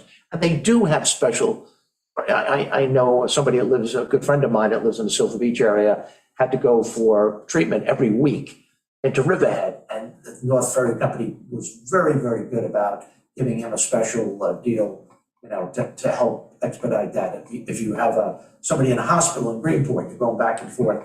So these are the kind of things that we could work with. Take a list of the concerns of the public of things that we need to look at and try to be a little bit more proactive, in working with them. And, we will work together on coming up with something responsible. Stephen, I think this would be another work group project. Get the two ferry companies and a couple of board members and discuss, maybe somebody that's on the committee already. Maybe some better communication. Yeah. Let's post openings for this, and because I do agree with BJ, I do remember this coming up, but I think it was like during the months, it was not a good month for me, so. Well, wait, let me ask you this though. Do we want to meet with them first? And there's kind of change in what they do. So. But I do. It's a rate. I do believe that this question does need to be answered and looked at by that. So it is what they do. They look at Yes. rates and, Mhm. and maybe we should ask if whoever's on there and whoever we put on there, you should meet quarterly and just be reviewing things, Yeah, or annually, because I think, Or annually. I think one of the committee members that we had appointed last year or two had Yeah. made the suggestion that Yeah. rather than just meeting when a rate increase comes in, to look at, Right. just, how is it going? And maybe go down and meeting talk, needs. to each company. But I do think that like the whatever the ferry increase, that needs to be pulled and compared to what this new practice is. Yeah. Because I too have heard that and I did forget about it, just. Yeah, the senior center is somebody else who you should seek out because of the number of doctor appointments off Visits. island Mhm. that have to go. And my wife drives a lot. My wife ends up paying for it because the person doesn't have the card and doesn't have the money, Mhm. so. So do we want to just advertise? Do we want to talk to the ferry companies or what do we want to do? Both. I think we want to get the I think committee we need up to to fill- committee, Yeah. And then, I'd say both. Okay. but then reach out to the two Right. existing members and, so do we need 2 members or 3 members? Or are you It's technically- a small committee. Or are you technically, member group, and I think we're down to 1. we're down to 2. Oh, we're down to 2? Okay. Yeah, I just Oh, looked on the because it website. says we need to. Well, I'm looking at the website and I see 2 people plus you, Oh. so I didn't know if you were a member. Oh, I was gonna open we it. need- Don't say. So we need. So, yeah, Yeah. yes, okay, that's just trying to clarify, Yeah. but yeah, I think we should do both, but then I think we should also reconvene the existing threesome Yeah. Okay. and look at that, so it's. Then the last thing I have on my list, and I have 3 question marks behind it, is noise ordinance. Now, I know this came before us a couple of years ago, maybe a year ago, and we left it in the hands of the businesses, you come back to us, and they never did, so I'm gonna say leave well enough alone. Yeah, I really think the community, I mean, I know you hear from the nays more than the yays, but I can't imagine that. There hasn't been a huge complaint. No, I mean, no, there are, there are isolated. cases, but, Yeah, so that's what I have. You guys have anything that we can talk about? even if I did, I'm exhausted. Anything else? No, sir. It's a great list, Jar. Yeah. It gives us some direction. Yeah. I like the idea of playing these things out in 3-month intervals. Yeah. Or 2-month intervals out, like the next meeting and then the next few 5 or 6 meetings. Which I think we stay more on course that way. And we follow through. Be done. We're on the table, Meg? We had our comp plan meeting yesterday. And that's all I got. We're still working on chapters, moving ahead. We discussed getting a consultant, and we're going to work on doing that in January, because that's when the new grant cycle rolls around. So we're applying for grants as well. RFP and grants is our goal for January. So Meg, that's, one of the things we have to talk about, probably more in-house than, but it was brought up last night, and we've had the discussion in the past. The use of SharePoint. And I, a perfect example, because, Shelby put it in the SharePoint supervisor's SharePoint, but I would never use it because if I changed something, I changed it. Right. So I think it should be read only. And if you want to make changes, download a copy, save it on Word and make your changes. But there's just too many people that can make changes and there's no record of what the original one was and where, So you got my point? yeah, so we have 2 SharePoints. One is the task force SharePoint that only we can access, and one is the CPAC SharePoint that the entire committee can access. And so I keep copies of all of the documents in the task force SharePoint that nobody else touches. And I also have duplicates on my computer, and then we have them in the CPAC. But my concern is the last person that entered something, that's what's in there. Exactly. I might have done something, you come in after me and mine's gone. Right, and the thing is, how much of my, again, in just terms of workload, then every time someone opens up that SharePoint on the CPAC and looks at it, makes a change, whatever, I have to then take that and compare it to. Right. As opposed to having a distinct, anyway, We need something. Can't you turn on tracking changes? Well, here's the problem. not permanently. Because I would love to permanently have tracking changes on, and then it wouldn't be an issue, because you'd see any and all changes made. However, you have to rely on the individual to turn on tracking changes. Otherwise, they can just edit the document willy-nilly with no record of it happening. So you literally have to go through the history of the document and compare the original to time after time after time. So, a lot of it is trust, having trust in your committee that no one's going to forget to turn on tracking changes and make edits. But there's no guaranteeing, especially when people aren't necessarily computer literate, and they have to remember that step. If we could have tracking changes on indefinitely, then it wouldn't be an issue. But I do. Christina, this came up with comprehensive plan, but it's really across the board. So we have to sit down with Kevin and figure out how we solve this problem. Yeah. I mean, the other thing is we can post read-only documents on the SharePoint, and then they can make no edits to them. And they can download it, make edits on their own, save it on Word. Yeah. Yeah. And then there are also some documents I've posted with passwords, so you can't even open them, so that I know no one's going to mess with the final draft. It's like everybody signed off on it. I locked it. No, not at all. Anything else? No, that's all I got. Jim? Yeah, just 2 quickies. December 14th, it's a Wednesday, 10:30 a.m., South Ferry. Oh, yeah, I got that. PEP and the USGS are going to be there. We're going to look at the new system of what they're operating down there. It's going to be explained to us.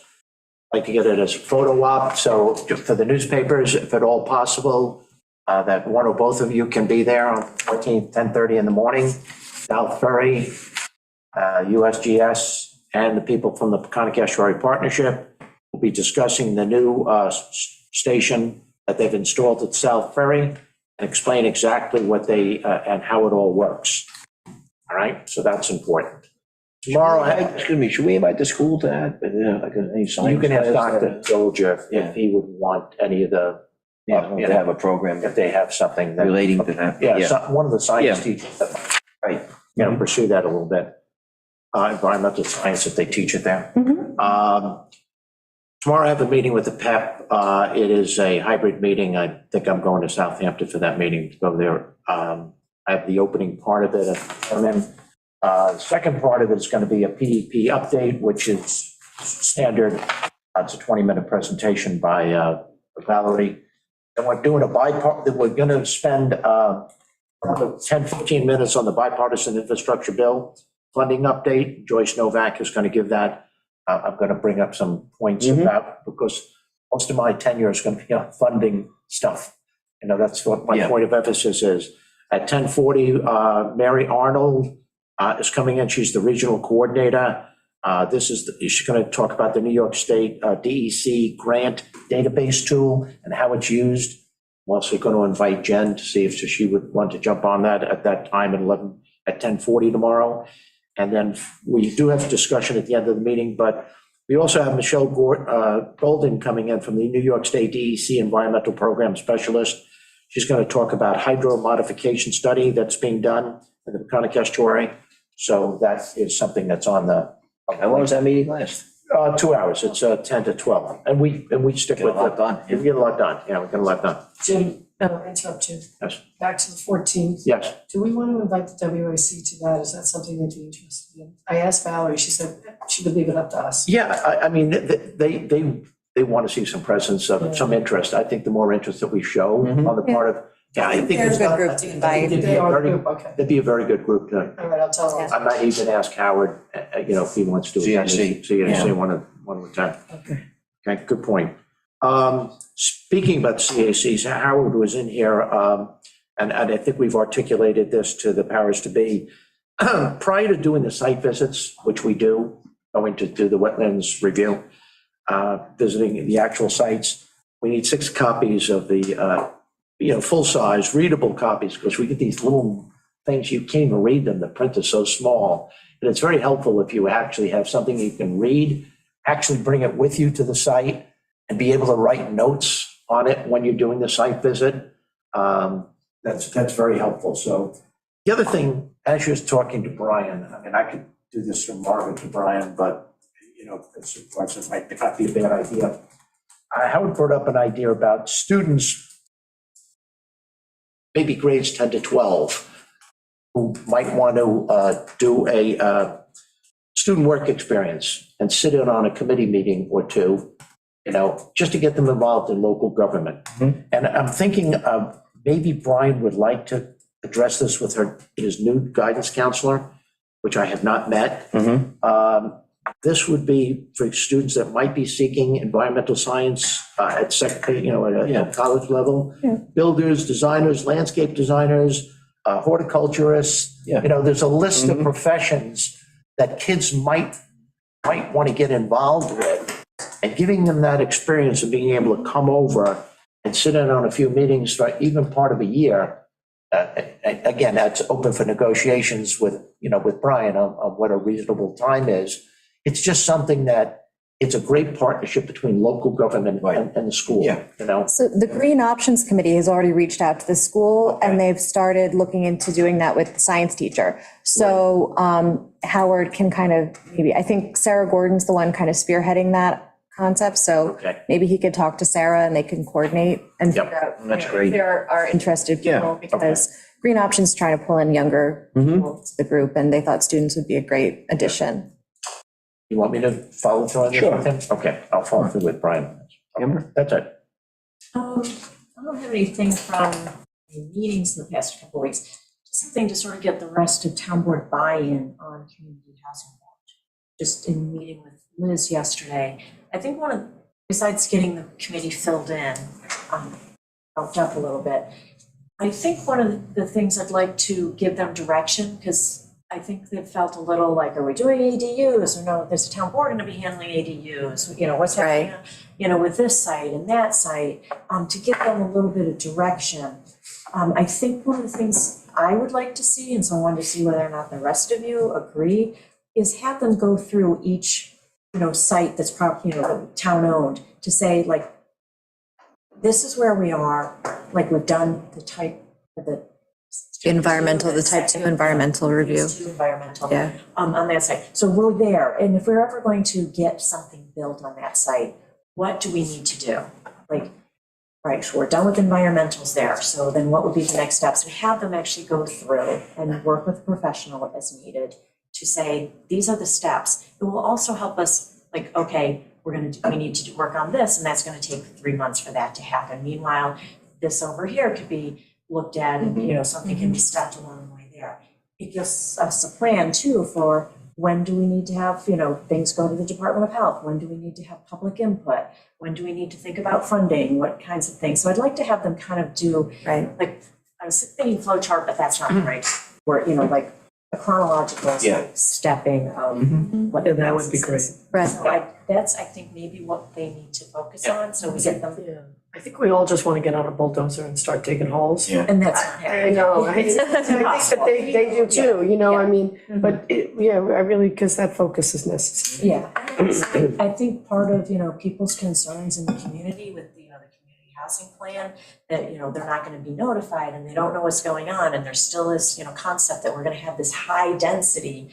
And like my definition of high density is not 2 units on 1 acre. Right. My definition of high density would be 10 units on, you know, that. So, and that's, 10 units is never gonna happen. So let's start to get people on the same page of what the actual expectations are. Right. So that you have them. So, I think that's a good idea, having them do like an outline of the steps for each property. Each property. And then maybe even coming up with what are the possibilities for that property? What are the different options? If you were to do rental units, what is the as of right possibility for that property? If you were to do for sale, what is the as of right possibility for that property? Because it's going to differ. Yeah. And it's going to differ for each property because it's based off of acreage. So having them do that for each parcel that we have is a great idea. And then also next door, what are the options with that property? How do you even get started there? You know, because there's the house, what are the options? Right. And having them go through that, yeah. I think is a good exercise.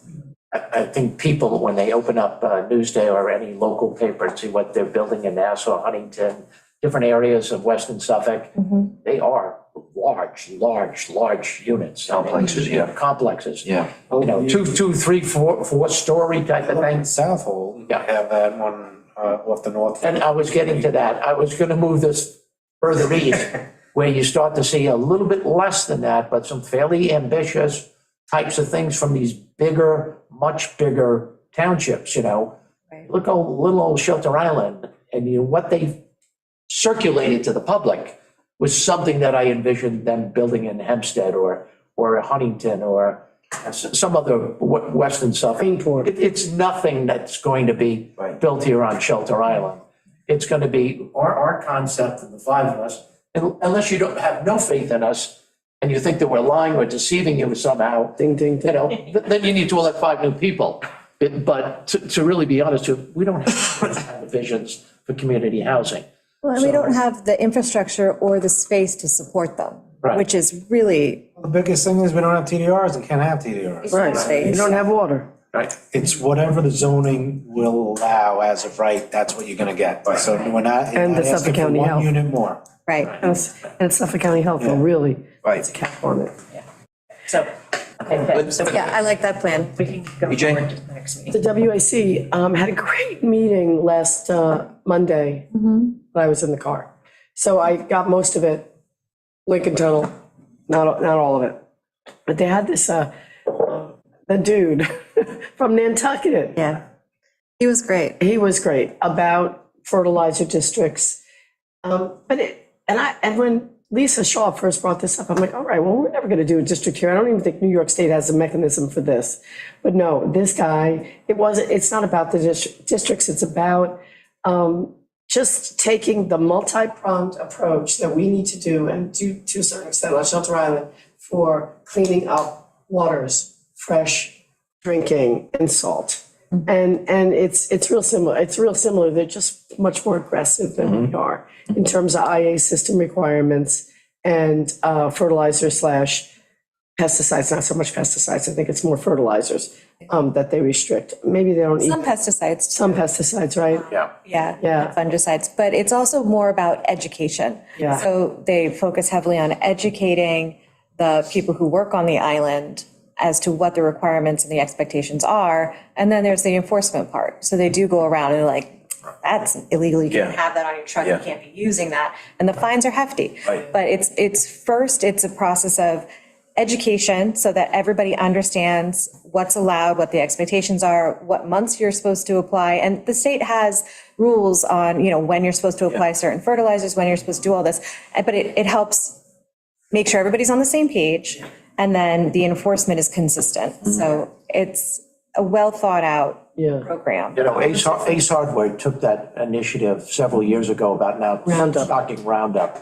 So there are products very similar to Roundup. They go by different names now, but they're not called Roundup. But you look at the ingredients, those should all be outlawed. Yeah. They should all be outlawed.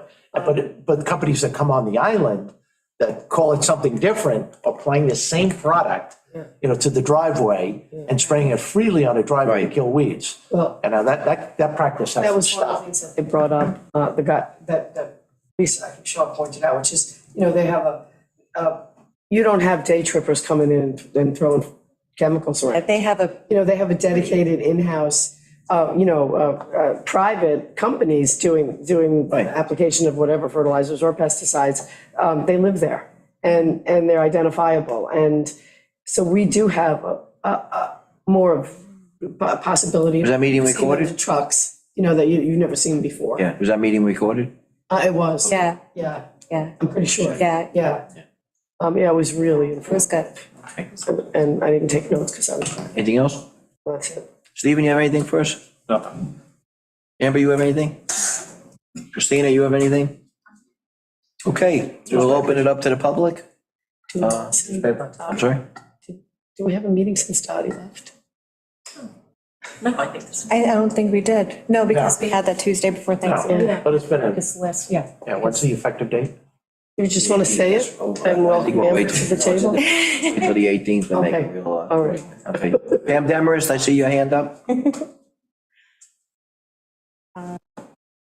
good afternoon. I hope everyone enjoyed their Thanksgiving. Thank you, you I too. just Thank have- you. I really just have I guess 2 questions about this Haycheck report. Now, he's going to revise part of it. And my concern with the report is that he did not say that this was a type 2 action. He said that the town has to determine whether or not the project requires a use variance and if it's constructed within the town's specific dock design. Then this project appears to meet the criteria as a type 2 action.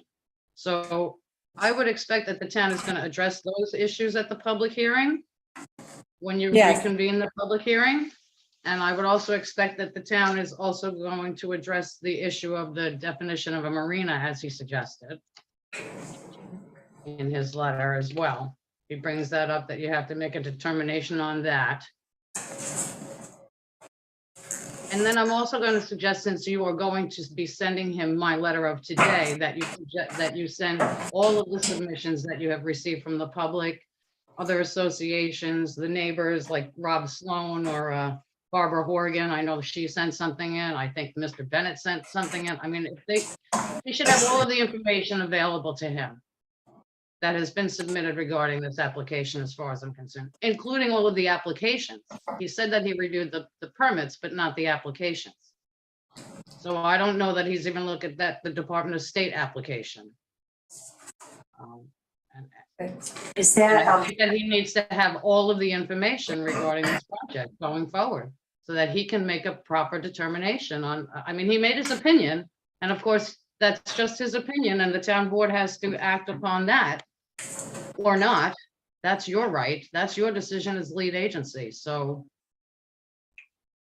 I just wanted some clarification now at this public the next town board meeting that's going to happen on this project, the town board is going to be prepared to do that. And then how do we find out if he has in fact updated his report prior to this public hearing? It will get posted on the town website. Okay, because this report was not posted on the town website. Yes. I needed the foil for this report. Okay. It shouldn't be, it shouldn't be posted until. Yeah, no, I was gonna say. Yeah, it gets, that's something that I agree. I'd like to look at that a little bit more as to when we actually post documents. Like, we didn't post the auditor's presentation until they've had a chance to present that. Like, that's historically how we've done it. So it's the same thing with Jack's letter, is that it gets posted once but that is something that I think we as a town board need to discuss better. Like, if we get it, like, I know the audit presentation we just received this morning. Right. So, should we have posted it this morning? We did by, Jack's letter, we've had a little bit longer, should that go out there to the public? So I'd like to discuss that. Yeah. Maybe, I don't know if we do it right this minute, but I do agree with you, Pam, that the timing is kind of a curious thing that I would like to address. Okay. Better. May I just follow up? Because the backbone of the secret process invites the public to be involved. It really is a very big part of this state law, is that they invite public participation. And it's very difficult for us to participate if we don't have the information. And I think it's hard for a consultant to make an opinion if he doesn't have all the information either. So Well, that's why I wanted to wait on comments today so that we can get it onto the website so that it can be discussed at the public hearing. So that was part of my thinking in the way of structuring the meeting for today. So it will give him a chance. With respect to all of the correspondence that we've received about the Ramshead dock application, I don't want to give him everything because there's stuff that I don't think pertains to the seeker review. So I think anything that addresses his report directly, such as your letter, will definitely go to him. And we can take a look at the other. Because I know that. We can take a look at other past documents that come in, and if it does look like it's addressing a seeker concern, then we can forward that on to him. But I mean, I have a stack that is inches and inches high of correspondence and letters and everything that we've received, the plans, that if we will quadruple the price of this report if we send him all of that. So Well, I know that there have been concerns about the use and the expansion of use, and I think those letters should be sent to him. I think the letters about any secret mention in the letters should be sent to him. I mean, it's just, it's. Yeah, no, so we can take a look at that. Thank you. Okay, very good, thank you. Yeah, I'm making a note so I don't forget it. Amber, I think that everything that's in the SharePoint was sent to him. Okay. So we did send him everything that we had in SharePoint, which includes correspondence, Pam, that we have received regarding this application. That I did not know. Good. Yeah. Okay, Kim? Good. Hey, Kim Noland? Hi. I just basically wanted to support the idea that the consultant see the correspondence, and I'm talking specifically about a letter from the attorneys for the Ram Island Association dated November 14th and two resident letters. And, I guess what the other point that I'm trying to make is that what Pam said, the point of secret is to engage the public on, the environmental consequences. And while it might seem that this is, and the way that Mr. Hajek spoke about it was very, very simply a dock that's getting replaced by another dock. But in fact, it's a residential private dock that's getting replaced by a commercial dock. And I really wish that people would look at this in the context of Cockles Harbor and its long-term use. I think that's absolutely critical. And, you know, it's brought up last night in the comprehensive plan, and I really appreciated BJ's comments at that time. And I appreciate you're all taking another look today, because it's all about the same thing, which is being a custodian of this particular environment that I'm talking about. And I thank you for your attention. Kim, I just want to let you know that the letters were sent to him. So Mr. Hayjack did have those correspondence. And I thank you for that as well. Thank you, Kim. Julia? Just a quick question for me. Mr. Hayjack's firm is that PW Grosser? No, it's Hayjack Land Planning and Environmental Consulting. Thank you.